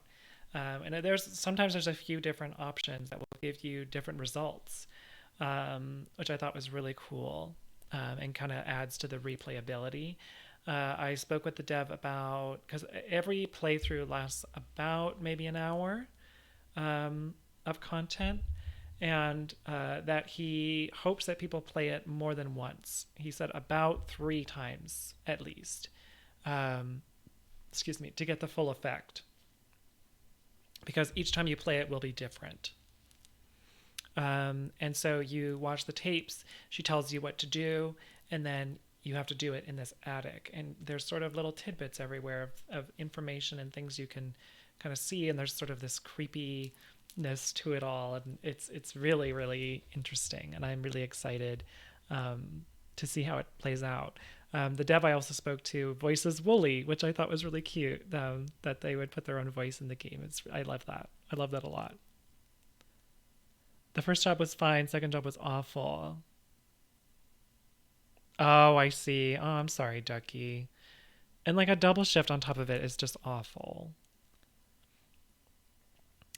Next is My Friendly Neighborhood. This is I actually really enjoyed... I keep saying that like, oh, I really enjoyed this game. It was really cool speaking with the dev, and they were really cool as well, and talking about references or inspiration. So this game has a lot of referential gameplay to Resident Evil, sort of more the older type of Resident Evil, so like inventory management, backtracking, and all that sort of jazz. So let's take a look. La la la la la la la la la la la.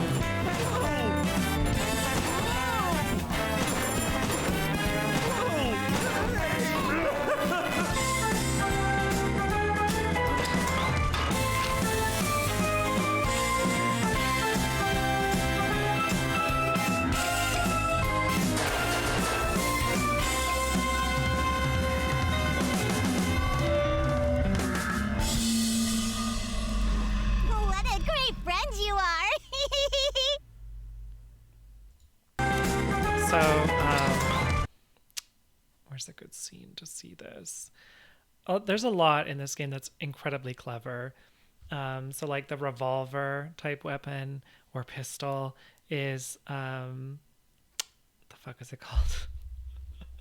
A Rolodex of letters, because they're like Muppets, like they're like Sesame Street, so it's like all like learning material.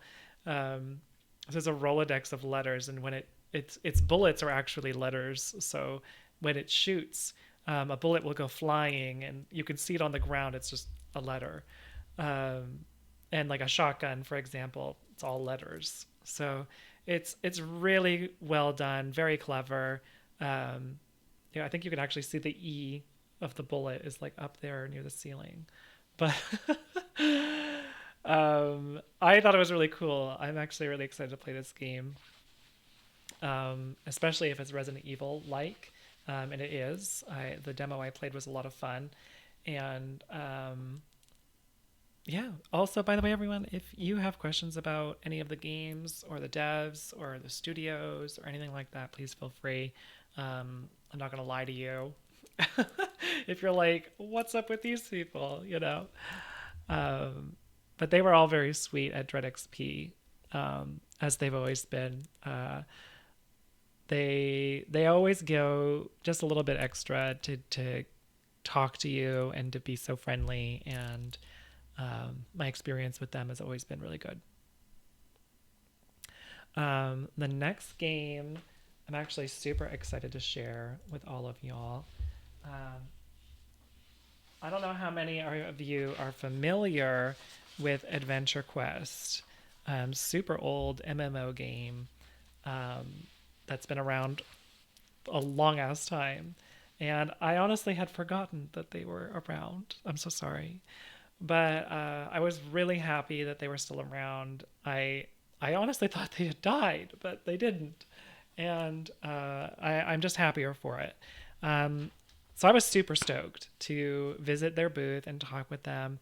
I got to talk to Artix himself, the creator of the game.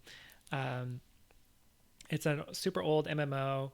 There's Adventure Quest Worlds, Dragon Fable, all their variants of the game. There's Adventure Quest 3D as well. And now they're doing Adventure Quest Worlds Infinite, or Infinity, sorry. And so they'll be providing a launcher that has all of their legacy content available, I believe later this year, possible PvP, definitely co-op and multiplayer. And it's also available on phone and iPad, or tablet, I should say, as well as PC, and it's cross-platform, which I think is really, really great.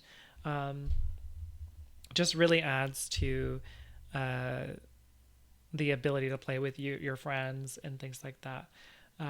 And I've been playing it a lot recently. I've been playing Adventure Quest 3D on my phone and on the PC. It's been really good. The writing is always excellent. It's always top tier. But they really won me over. I got there, and Artix was already so excited, the creator. And I hadn't realized that he looks exactly like the main character of the series. But anyway, he was so excited to show me. He had like a special room for PAX East in the game. And he showed me this little introduction, and I was in the game. They had asked the artist to make a character of me in the game, and they even signed them and printed them off for me. So this was my little character that they made for me in the game, which was so cute to see. And like, it had my name and everything, and I just thought, like, oh my gosh, like, I'm in a game as an NPC, like little old me, I thought that was so sweet. So they were super kind. I loved it. It's one of your top 3 favorite games. I'm glad. They're always really, really kind, as far as I've experienced. And they really just love their game. And that's what I love to see from devs. No shade to some of the devs I did talk to, who just sort of were like, oh, you're here to playtest the game. And I'm like, no, I want to talk about it. And they're like, okay, here's the game, play it. And that's it. Like, it just kind of, like, I could do that at home, like, you got a demo, I can go home and do that, right? or I could look at a trailer online or something. It just doesn't give me much inspiration. And so games like Alterium Shift, games like Adventure Quest, Dread XP's games, Wired's games, you know, speaking with the devs and seeing how passionate they are about their projects, their games, and what they're creating really drives home for me. And having that background information just really pushes you to enjoy what they're making more. Because a lot of times you don't get their perspective or you don't see them, you know. So it is really more effective. Exactly, Pumpkin. Like, they didn't want to talk about it. Were they even excited about it? And I mean, like, I don't know. I didn't make any of these games, and I can definitely say that I'm excited for all of them. So, like, I don't know. I'm asking all of y'all to go and wishlist them or try the demos or whatever, and I'm excited about them. So, I mean, it's really not too difficult. And I don't know. Sometimes I feel like when people aren't excited, there's probably a reason that they're not excited, you know? It's like, I used to be in a pyramid scheme. And definitely wasn't excited to sell those products. So, you know, it kind of goes hand in hand.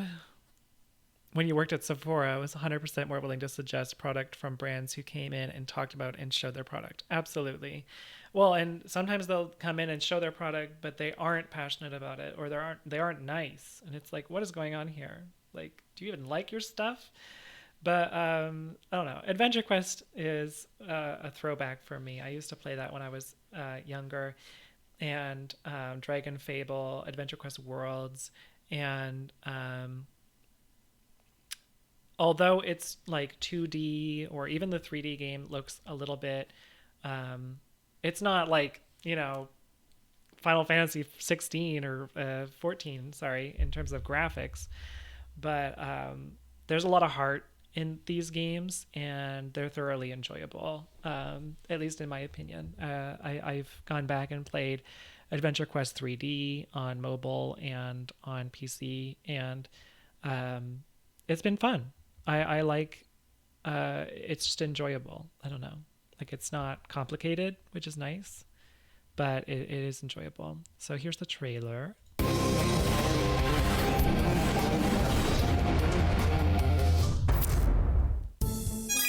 Adventure Quest Worlds Infinity! The hit MMO is going cross-platform! Yes, and you're going to need a mobile device.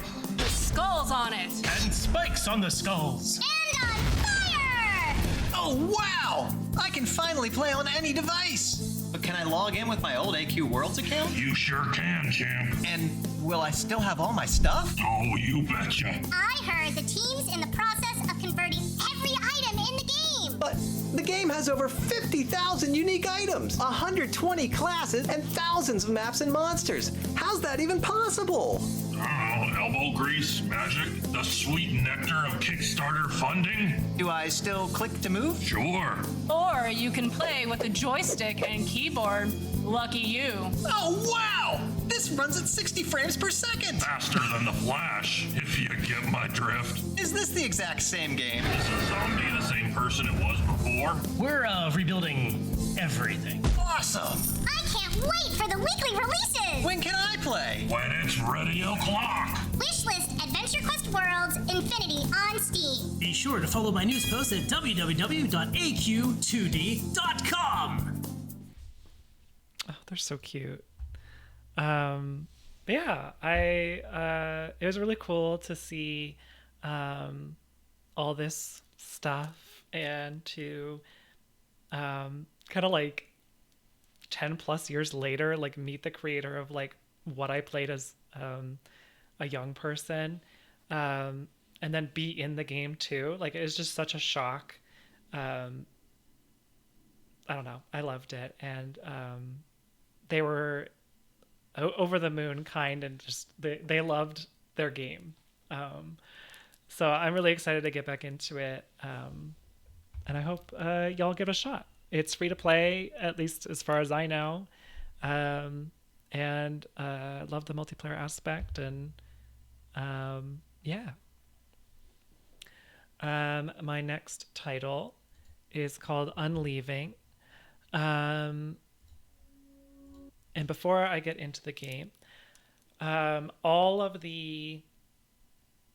me start over. Unleaving is this incredibly beautiful game. It's incredibly well crafted.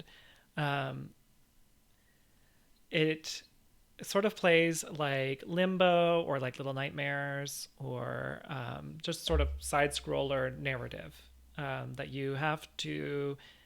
Everything is sort of symbolic or metaphor for you to pick up in whatever way that you personally identify with. So nothing is too literal in the game as far as what I spoke with the creators about. One of the developers is also a traditional artist who was there, and she paints the backgrounds for the game. And so every background you see is hand painted, and they're about this big. Maybe this big. Okay. And then because they're used as a background, they're blown up. So like it like reduces to like this, right? And so you see such fine detail in the art pieces. And to create movement, I was asking her a lot of questions. To create movement in the game, she had to paint about 30 to 50 tiles of art to create, just to simulate that movement, which is a lot to think about. And the backgrounds are just sort of these tiles of paintings side by side, which they just sort of scroll down. Excuse me. The game itself is incredibly beautiful. The foreground and the background contrast really well against each other. They had a separate artist do these graphite pieces. So a lot of the backgrounds are really colorful, and then graphite obviously is gray scale. And so a lot of the pieces that you interact with are graphite in how they're designed or drawn. And they sit really well on top of the painting. So just wanted you to know that going in.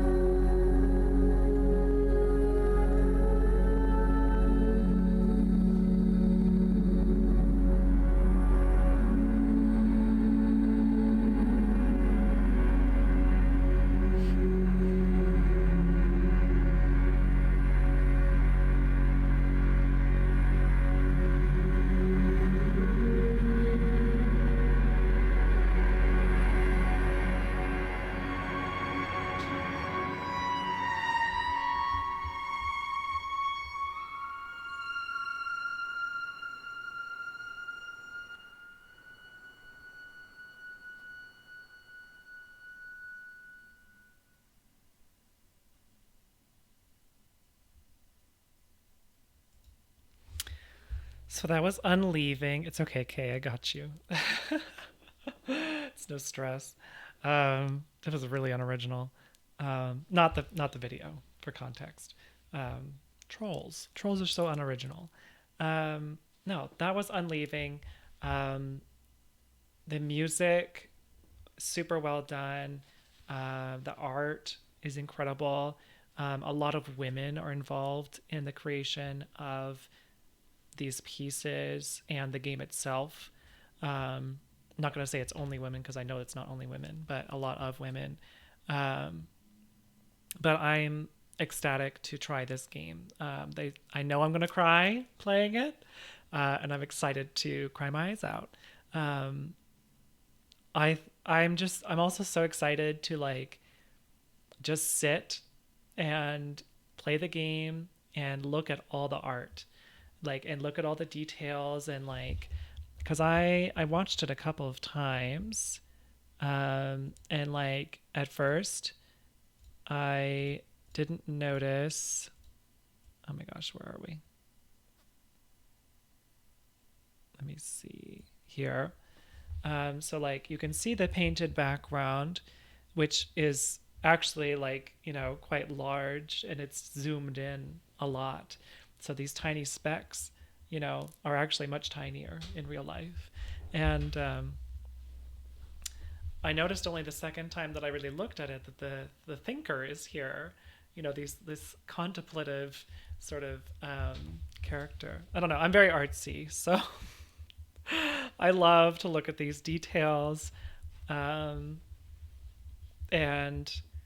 so you can absorb it closer to the ambience and the tone of the game. The character herself, with the red hair, is designed by a Syrian woman as well. So there's a lot of background in that, if you can take it, if you are picking up what I'm putting down, and it's just about living and life and emotions and all that razzle dazzle. This little flying character we saw is a cicada, which sort of represents sort of the evolution of through life, if that makes sense, because they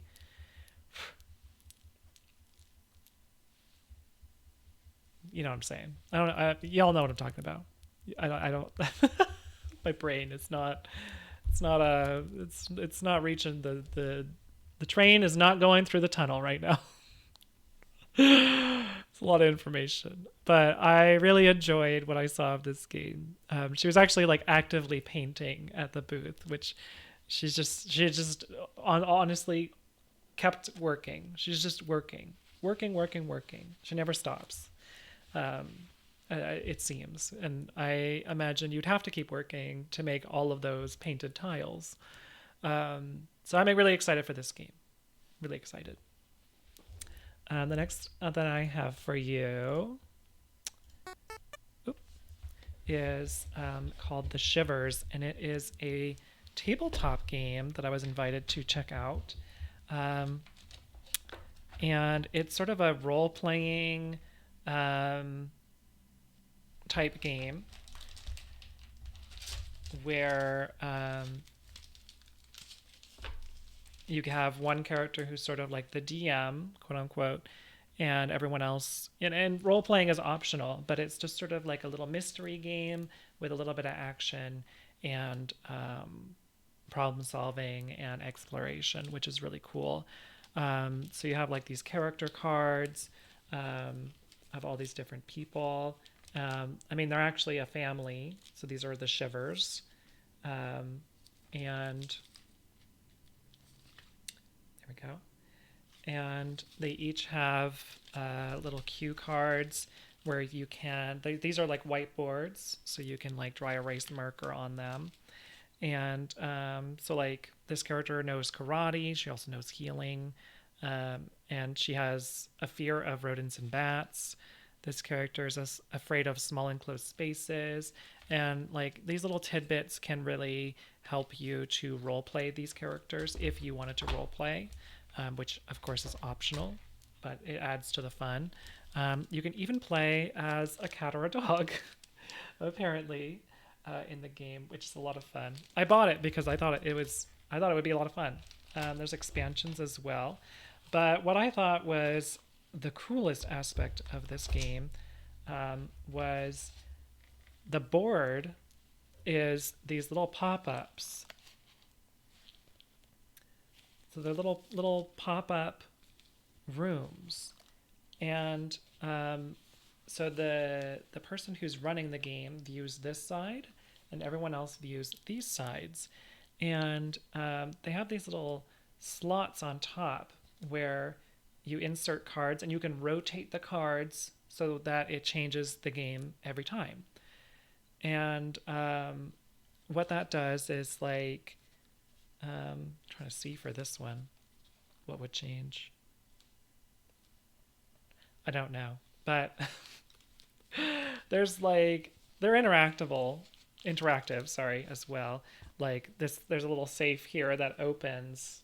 Actually, there's like a little handle here, and it will actually swing open and reveal something that's on the card that's inserted in the back of these little things. And the board can actually be quite large. Here's like a little cemetery one. And so like whatever card you insert in the back will change what is in the tree here, which is really cool. But they're magnetic. So they'll stick together like this. Obviously a cemetery is not going to be here, but you know what I mean. And it's just really cool and really fun. And I loved the like pop-up mechanic. I just think that's incredible. And just really adds to the fun, because role-playing games are often imagine, like you have to imagine everything. And oh, this one's neat. This is the basement. And so there's like a little box and everything. And this is wherever that card goes. Yeah, it's super cool. I am really honestly so excited to play it. And if you have, too many rooms. This one's got like a little spirally bit over here. Oh, it's green screening. But you can kind of see it here. Look how like spirally it is. There's like a little machine in here. That's the laboratory. But if you run out of space, they had these little solutions. There's like a little corner piece, so you can kind of do this and turn the squares around to fit on your table, things like that. And I also bought some expansions because I was like, this looks like a lot of fun. And if we run out of things to do, we're gonna get bored. So there's like little magnifying glasses and things like that. It's so cute. I'm so excited to try this. But they invited us as well to come check this out. And I think it could be a lot of fun. Okay. There's another game here. I actually forgot to set this up because I didn't have a meeting for it. So give me a second.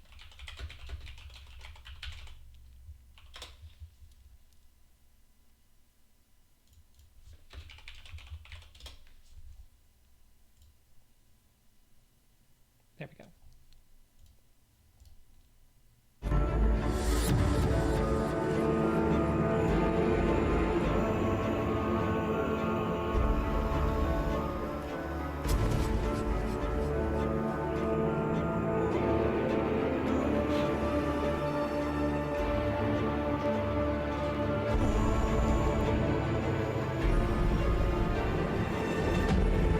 Hey!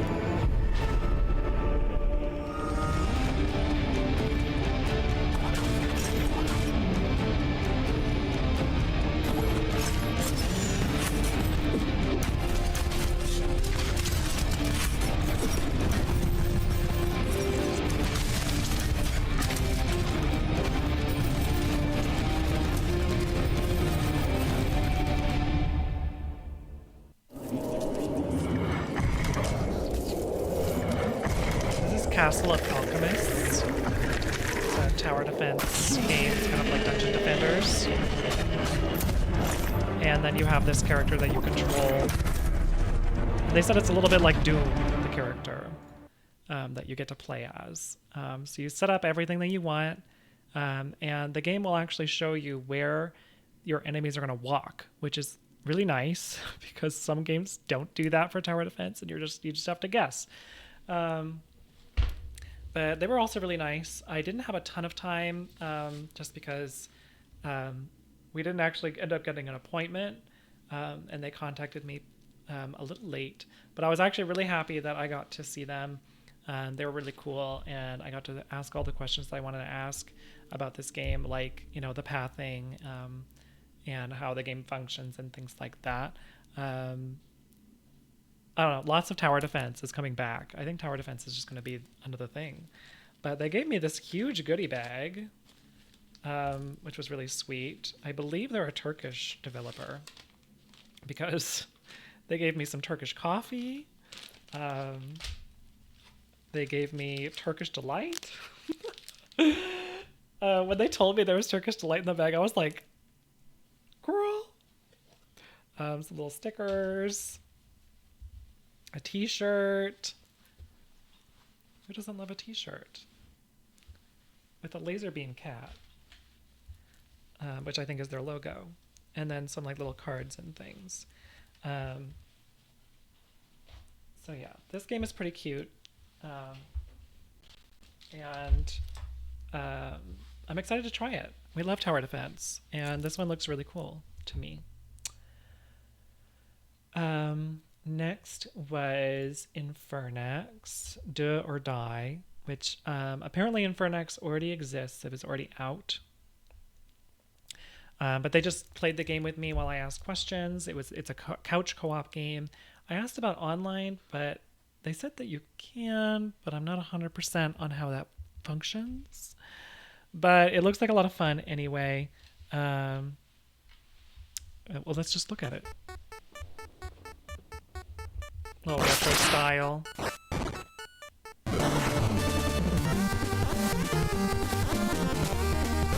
my god, please. Little power-ups.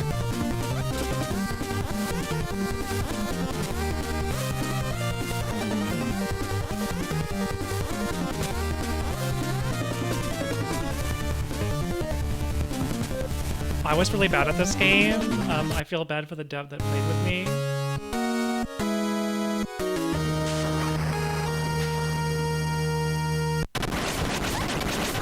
Oh my god, you can go in with guns. That's Infernax, Do or Die. It was a lot of fun, honestly. Like, kind of reminded me a little bit of like Golden Axe, and like older retro games like that. Side scroller, like beat 'em ups sort of thing. The writing was pretty cute. I actually liked the enemies art a lot. It was really cute as well. I feel like the dev was a little mad at me because I was not doing well at the game, and I kept dying. And I kept trying to enter houses, and he was like, why are you trying to enter houses at night? People are sleeping. They lock their doors. And I was like, I'm just exploring. I'm sorry. I'm just exploring. Like, okay. But it was all in good fun, I think.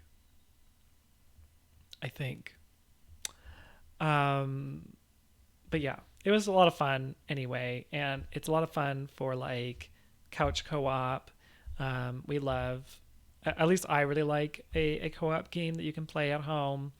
And just sort of veg out and enjoy with someone else. A lot of couples can get along with games like that. Just doing what a gamer would do in these situations. Literally, he was like, "Why are you trying to go and invade these people's homes?" I was like, "I don't know. What if they're at? I don't know. I'm a night owl. You come to my house in the middle of the night. I don't know. I mean, hopefully you would text me and let me know, but." Because then I probably wouldn't answer, but I'll be awake, you know.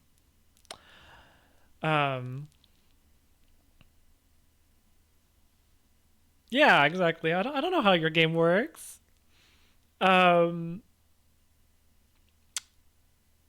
Anyways, the next game, if you play Zelda, you can walk in houses anytime and just barge in. Same with Pokemon. Well, they even said it was like Zelda 2. Because that was one of their big inspirations.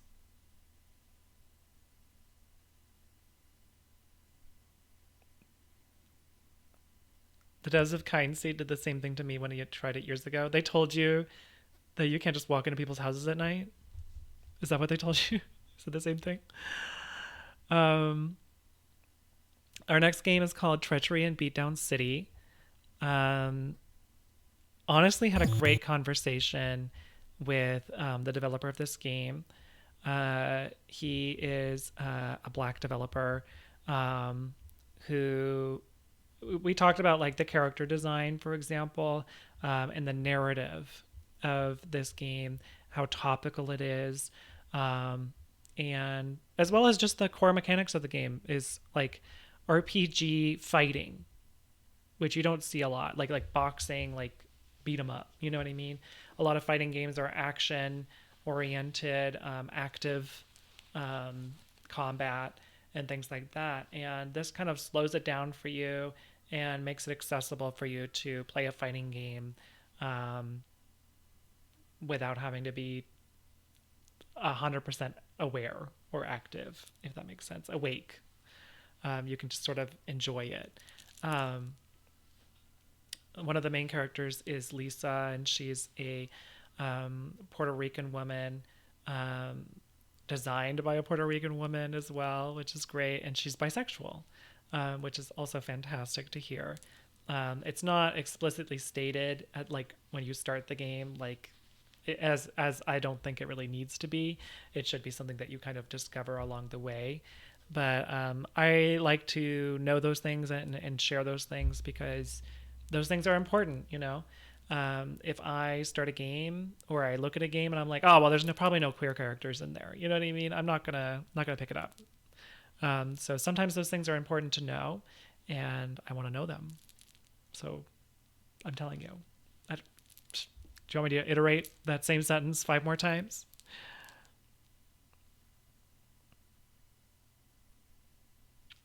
Why do you think you have to go to sleep at night? And I was like, every farming sim you go to sleep at night or pass out. But yeah, here's their game.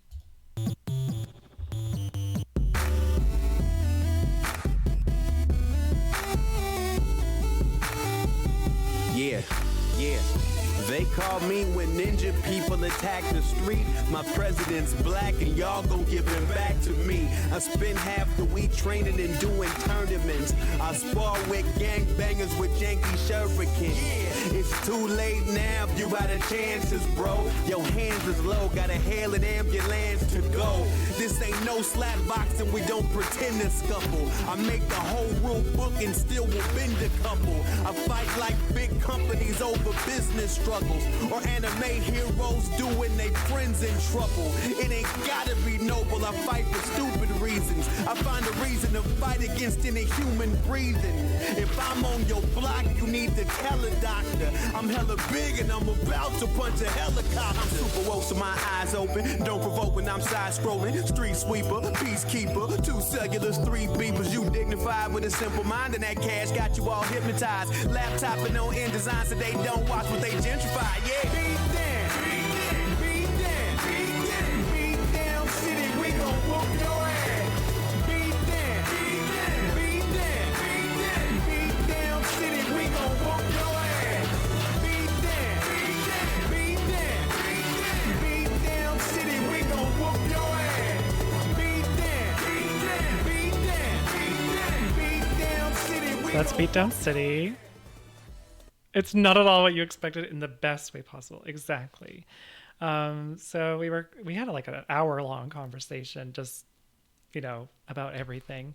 And because the narrative revolves around, like, you know, the shit that happened with like Ninja and stuff, for example, and it just like parodied that, and it acknowledges but also makes fun of a lot of just like the bullshit that a lot of people of color go through. And he was discussing with me, or they were discussing with me, the developer, about, sorry, they use he, they pronouns. And they were kind of telling me that they kind of like when they were acknowledged as they. And I was like, oh, okay, well, they, you know? They were talking about how the game kind of focuses on how, like, a lot of times for people of color, people will just say something so rude or ridiculous to them. Like, in the demo that I played, Lisa is Puerto Rican. She gets confused for the help in the narrative.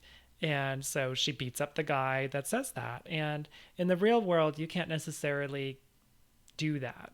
And so in the game, they wanted it so that you could beat those people up. So that's what this is. And I think that's really cool. I like it a lot. I like the gameplay style of this, like, RPG, you know, turn-based almost combat with where you kind of orchestrate combos to do your maneuvers. And there's 3 main characters. We're seeing that a lot of 3 main characters style. So there's Lisa, Bruce, and another character I can't remember. Sorry, but you saw them throughout the trailer. But yeah, that's Treachery in Beatdown City.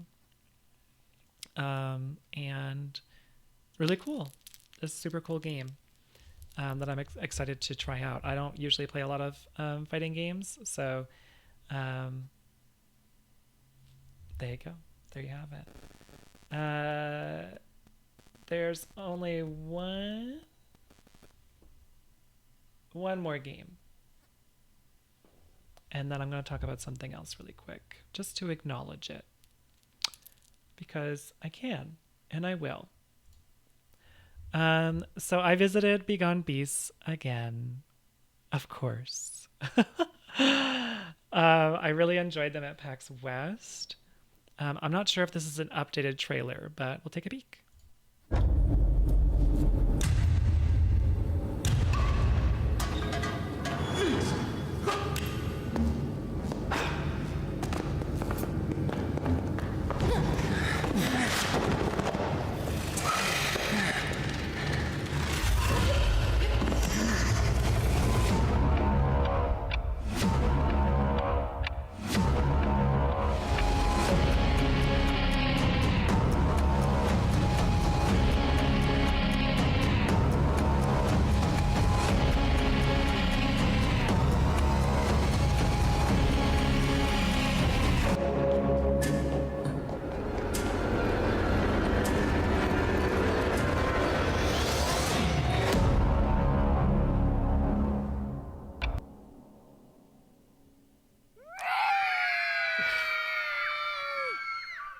I love this game so much. So this is Begone Beast.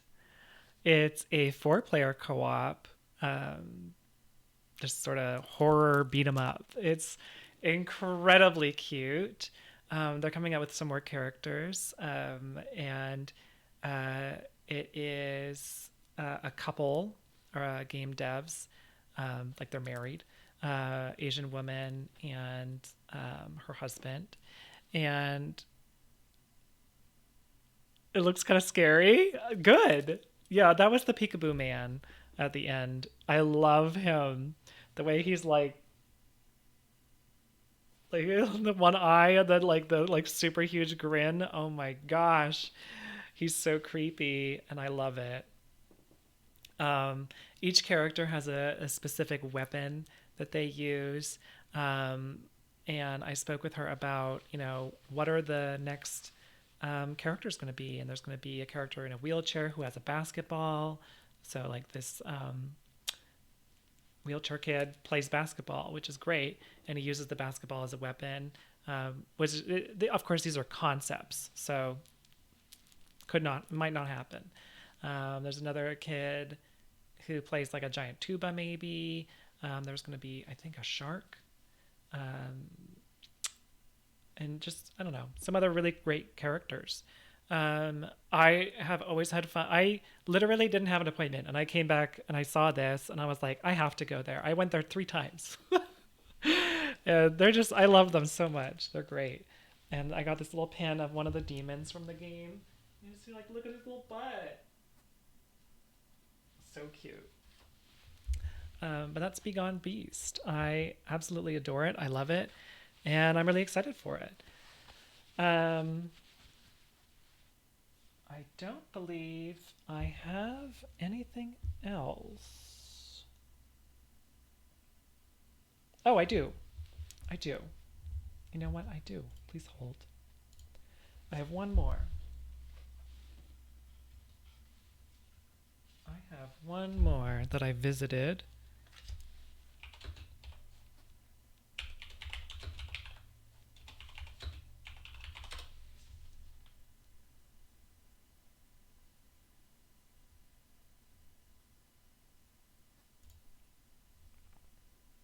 When I started my business in 2011.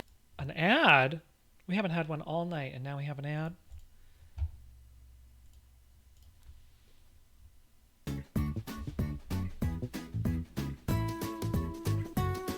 So this is called A Corgi's Cozy Hike, and it's developed, I think, in Seattle. And it's just a little relaxing island getaway. And a portion of the proceeds go to helping dogs find foster homes and be rescued, which I think is great.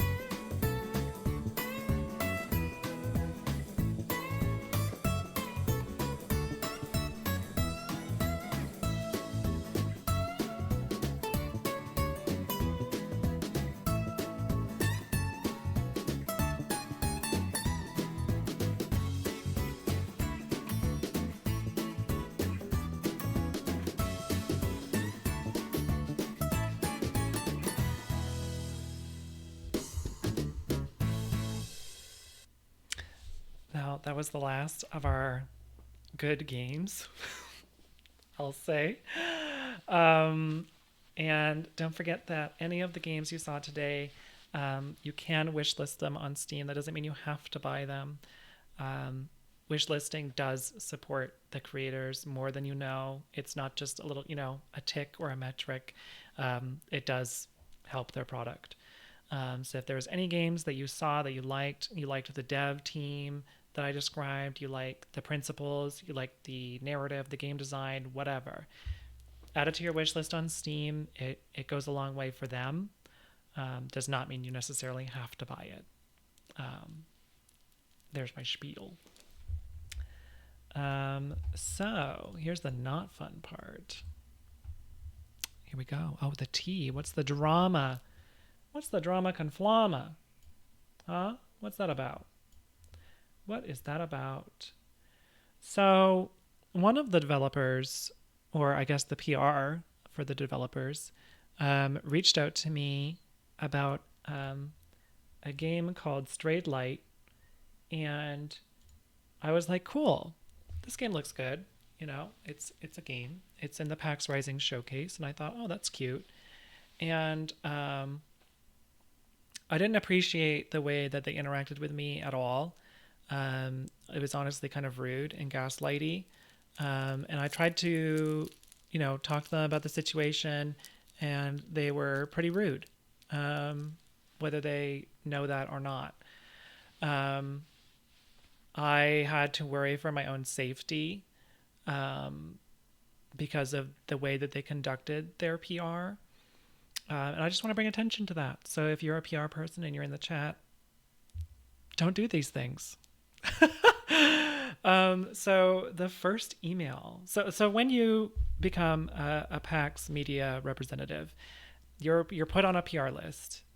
You know what I mean? Like your email and the contact information is provided to those people, the people who have booths and whatever, and they can do lots of things with that information. So they reached out to me in regards to coming by their booth and showing me their game. And I was like, cool, neat, wonderful. I don't know anything about the developers, but I did also contact them and they did not respond. So I'm only left to assume that they don't care, unfortunately. Maybe they do, but they have not reached back out to me, so I don't have any indication of who their dev team is or anything like that. but this PR team reached out to me, and their first email, so the very first email said, hey, here's the game, here's where we'll be, blah, blah, blah, blah. Here's a Google link, like a Google Sheet link. For those who don't use Google applications, you can share your documents and even allow editors. People like to edit those documents depending on the access level that you provide them with that link. So this was an editor link. And they wanted us to put ourselves in their calendar with our legal name, our channel name or our outlet, and our phone number. And so from their first PR email, you get the link to this, basically a docs list.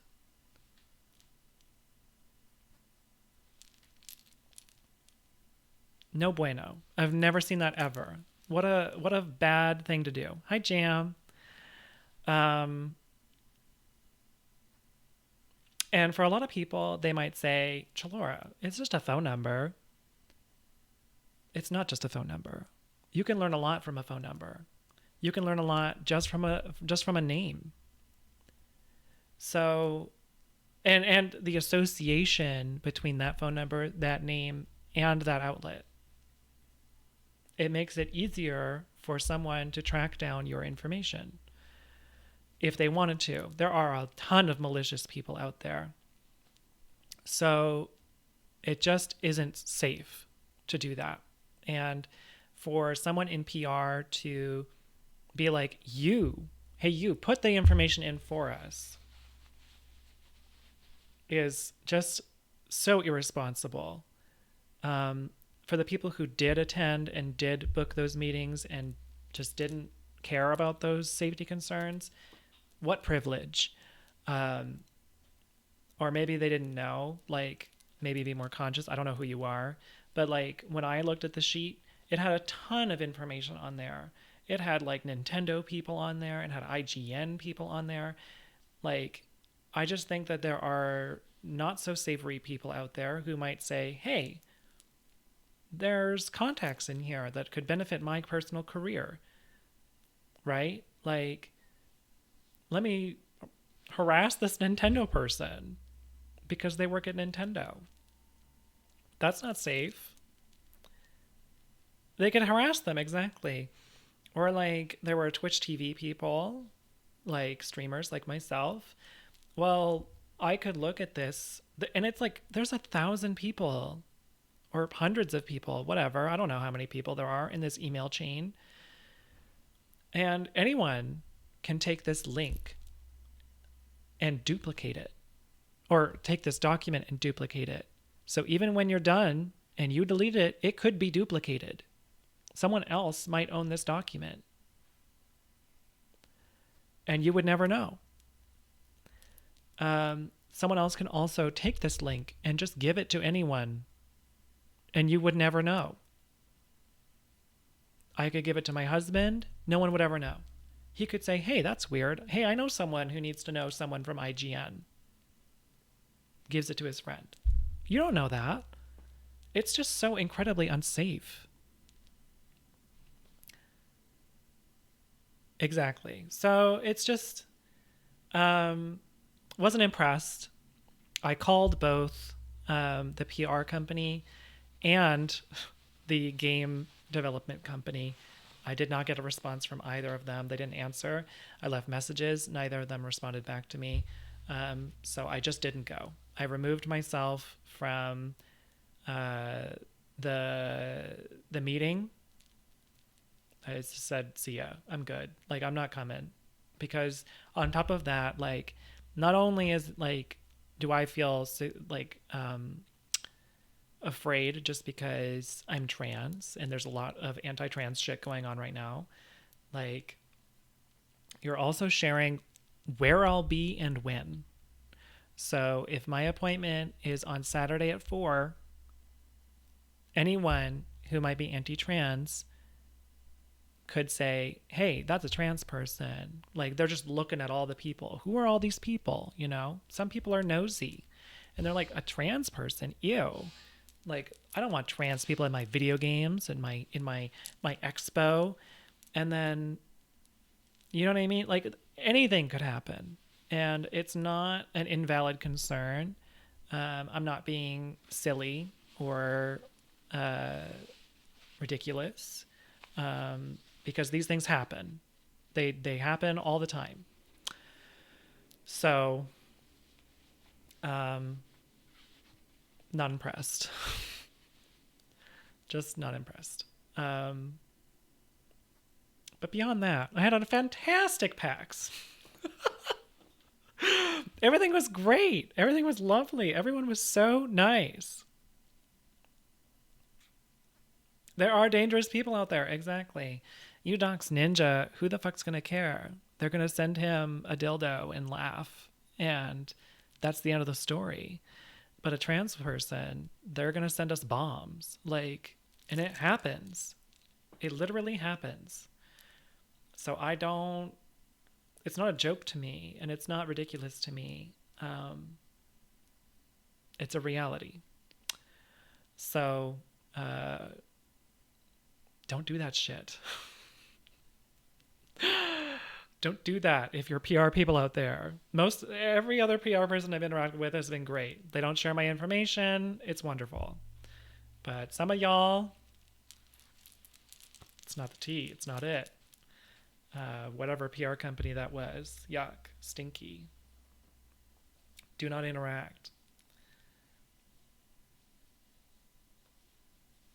That part too, Pumpkin. And I'll say it. Their game looks like a copy of 7 other games that I've seen done better 2 years ago. So I don't...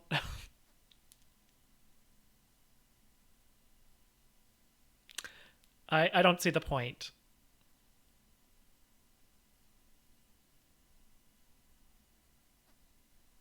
I said it.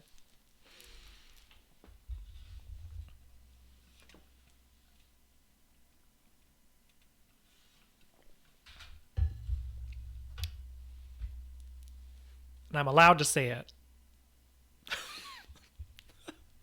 They're going to be like, Chalora, you can't come to PAX next time. You're mean. You can't be mean to the devs. I can do whatever I want. They weren't nice to me. They gaslit me. I said, I don't want to give you my phone number, because they were like, hey, because I asked for an appointment. And then they said, I said, as long as you don't put my phone number or my real name in the document, in the shared Excel sheet. And they said, okay, we won't do that. And I said, okay, here's my phone number. Thank you for not putting it in the Excel sheet. And they said, oh, that's a good idea. I'll do that. So I responded immediately and said, please do not do that. I asked you specifically not to do that. And they responded and said, I never said that.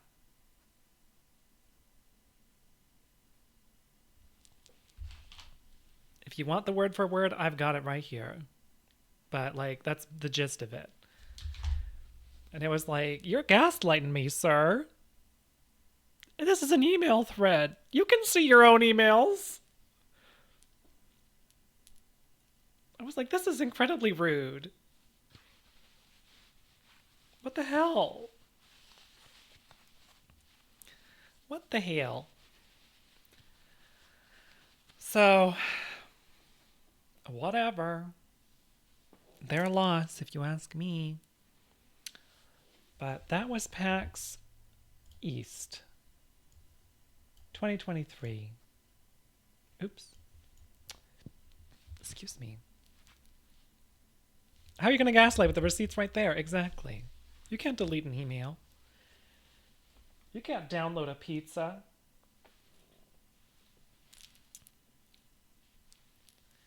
What else? Did I visit anything else? I did go to Eldritch Foundry, which is a website that creates custom 3D models. They were okay. It was just awkward meeting them because I was like, you invited me, so what do you want?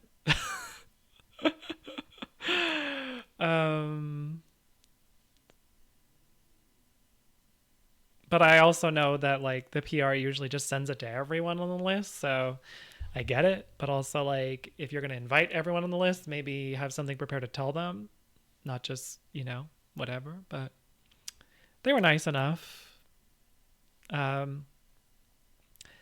They make really interesting like little models that are customizable. So if you don't see like a mini that matches sort of your character, you can create one.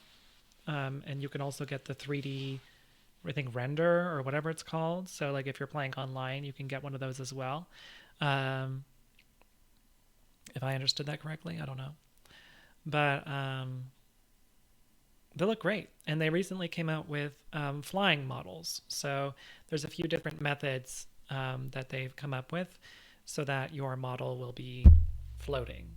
And then like wings will be touching the base of the model. So your character's flying, but it's still touching the base of the model, which is cool. That's great. And that's really interesting. But I think that's it. There was one other game that I looked at but did not play that looked pretty cool. It was called Romancevania. I don't know if I can show this on Twitch. Maybe just not this one. But it looked like Castlevania, but like sexy. I don't know. I love this little pumpkin lady. She's everything. I didn't get to look at it at all. It was a really busy booth. So I unfortunately didn't get to look at it, but it looked fun. And I'm going to look into it myself. Talk about pumpkins. I know. I guess you could say she's gorgeous.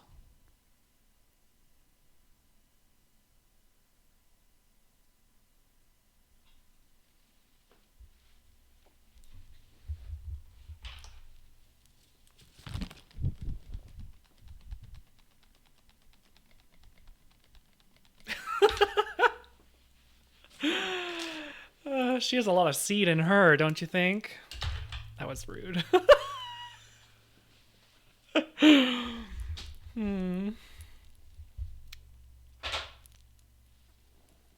hell was that? Anyways. Choices. Well, that's it for my PAX review. I had a great time. There was lots of little freebies at this PAX. I know I had a couple discussions with a few other people yesterday or the day before online, and they were like, PAX just wasn't the same as it's been 5 years ago. And I was like, well, yeah, that was 5 years ago. Someone better get in there and dig them out. That's what I'm saying. I think so. I want to be her. I mean, I'm close enough, right? All this orange. But I had a wonderful time. I'm really excited for E3 as well as PAX West. And if I see any of the similar booths, I'll definitely see if they have any updates.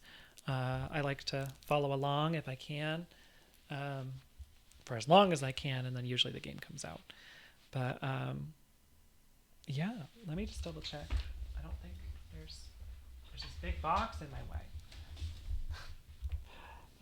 Yeah, I think that's it. Any questions? Your husband was saying it was less exciting, but I feel in general a lot less large companies are making their presence at these conventions than they used to. Yes, absolutely. So it is what you make of it. I I don't know. I personally, just from my, I know like I have a media pass and everything, but I have a lot of fun just talking to the devs, hanging out and trying all these different games, and tabletop, and just, I don't know. Everyone is so kind, or at least was kind to me. Or at least they were the first two the first 2 days, because I was in drag and I was wearing a huge ball gown the first 2 days. But the third day I was out of drag and I was just like, whatever. And nobody said anything to me. But so maybe that's why. But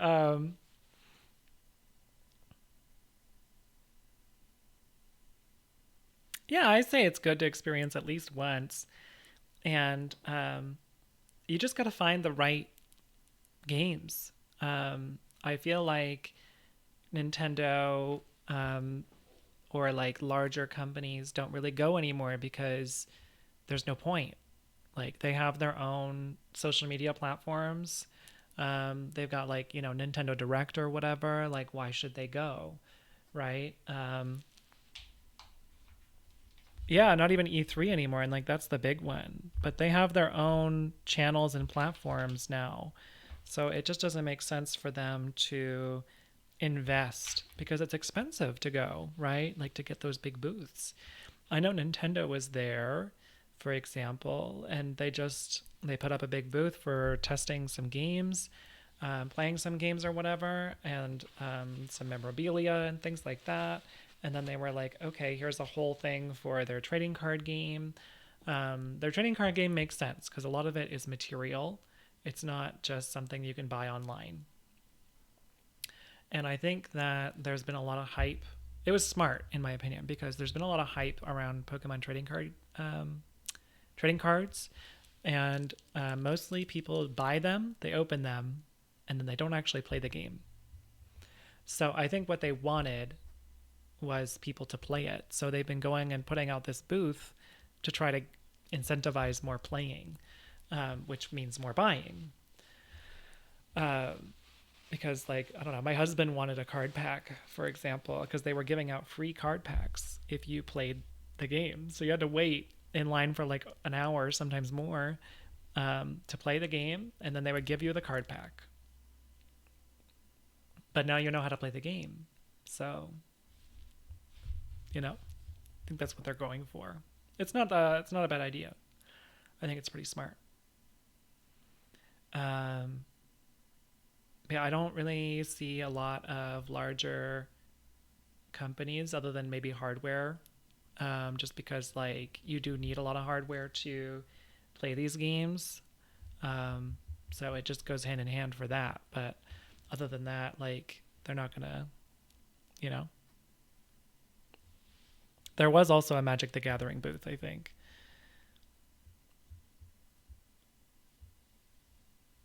You only collected and didn't play. I did the same thing. I tried to play and I just didn't get it as a kid. That part too, Pumpkin. Yeah, absolutely. I'm trying to think if I did anything else. I just can't. I can't remember. I remembered all the important things, hopefully. But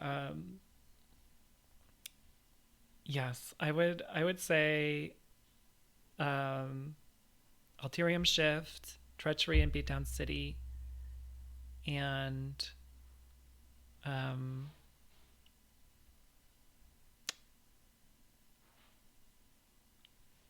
Begone Beast, Blackout Protocol were all devs or groups that I spoke thoroughly with. And what's it called? It was like the second one I played or whatever. All the Wired games that I played, Dread XP, Begone Beast, that one looks cute. It is. It's incredibly cute. I always play as the frog because she has like a little wand and it shoots like a giant star that kind of like sits and like does damage. And I just think she's the cutest. And I love the mechanics because like one of the mechanics is just screaming. And like the characters have like a bunch of like capital A's flying out of their mouth. And I don't know, when you're like picking your characters, they have like little bobbleheads that you can like play with. Ugh, it's so clever the way that it's programmed. It's really smart. Well, that was my PAX review. Tomorrow I'll be playing an indie game from PAX West. I have a backlog of indie games to share with y'all. And I really want to get through them. And so I'm adding an extra day to my streaming schedule. If you weren't here at the beginning of the stream, that's on Fridays. So now I'll be streaming Tuesday, Wednesday, Friday, and Saturday. This Saturday, Auntie Laura will be back for April 1st for April Fool's Day. So bring your questions, y'all, whether you're trolling her or serious.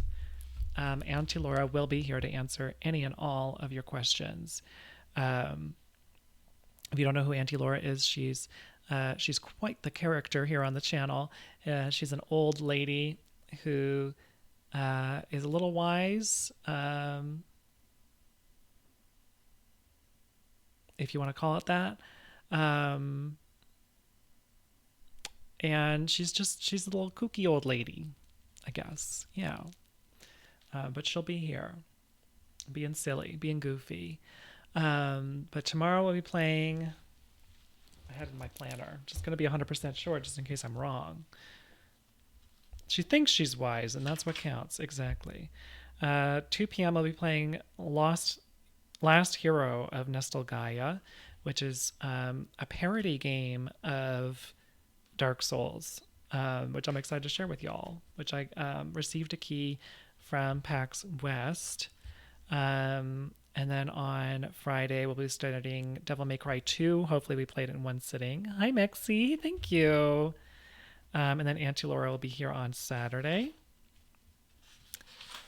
And then start over next week. Just more games, more indie games, and more of my main series games that I plan to play.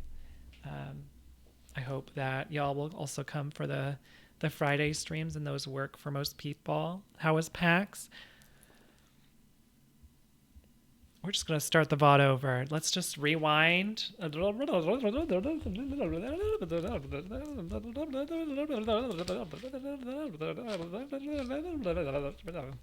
Just kidding. My whole stream was just PAX. Mexi, we're just finished. But it was good. It was very good. I really enjoyed it. If you missed any of my game reviews, they're on the VOD. If you're interested, I can always make a list and post it as well. But with that, I'm pooped. I'm tired. PAX was exhausting, and I will see y'all tomorrow for some silly games. Hopefully, 2 p.m. Pacific time. I gagged everyone with my sparkly gown at the event. I did. Everyone thought I was like a little disco ball.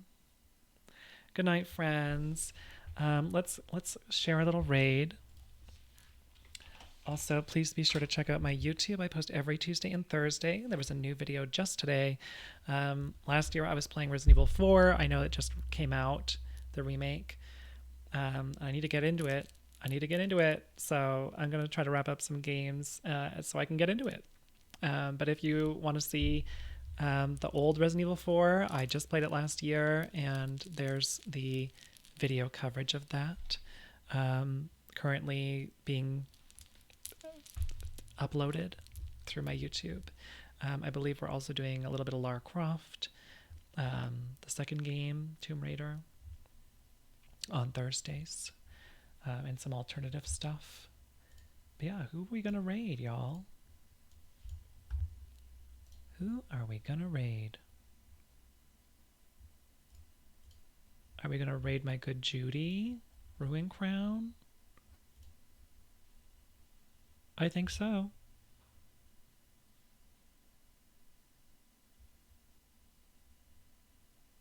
I think so. Okay, we're gonna raid my good friend, Ruin Crown. They're currently doing a just chatting stream. They're just coloring and chilling. And Ruin Crown is one of the funniest fucking people I know on the planet. Their laugh is incredibly contagious, and they're just a fucking clown. So I hope y'all will join me in raiding. And here is our raid message in case you'd like to have one. There it is in plain text, just in case. And I'll be back tomorrow, 2 p.m. Pacific time. Thank you all for joining me. And if you have friends who enjoy indie games as well, send them the VOD. Send them the link. Be sure to wishlist and check out all the games that I just talked about. And maybe buy a ticket for PAX West, and I'll see you there. If you want to meet me, you never know. All right, everyone. Good night. Goodbye.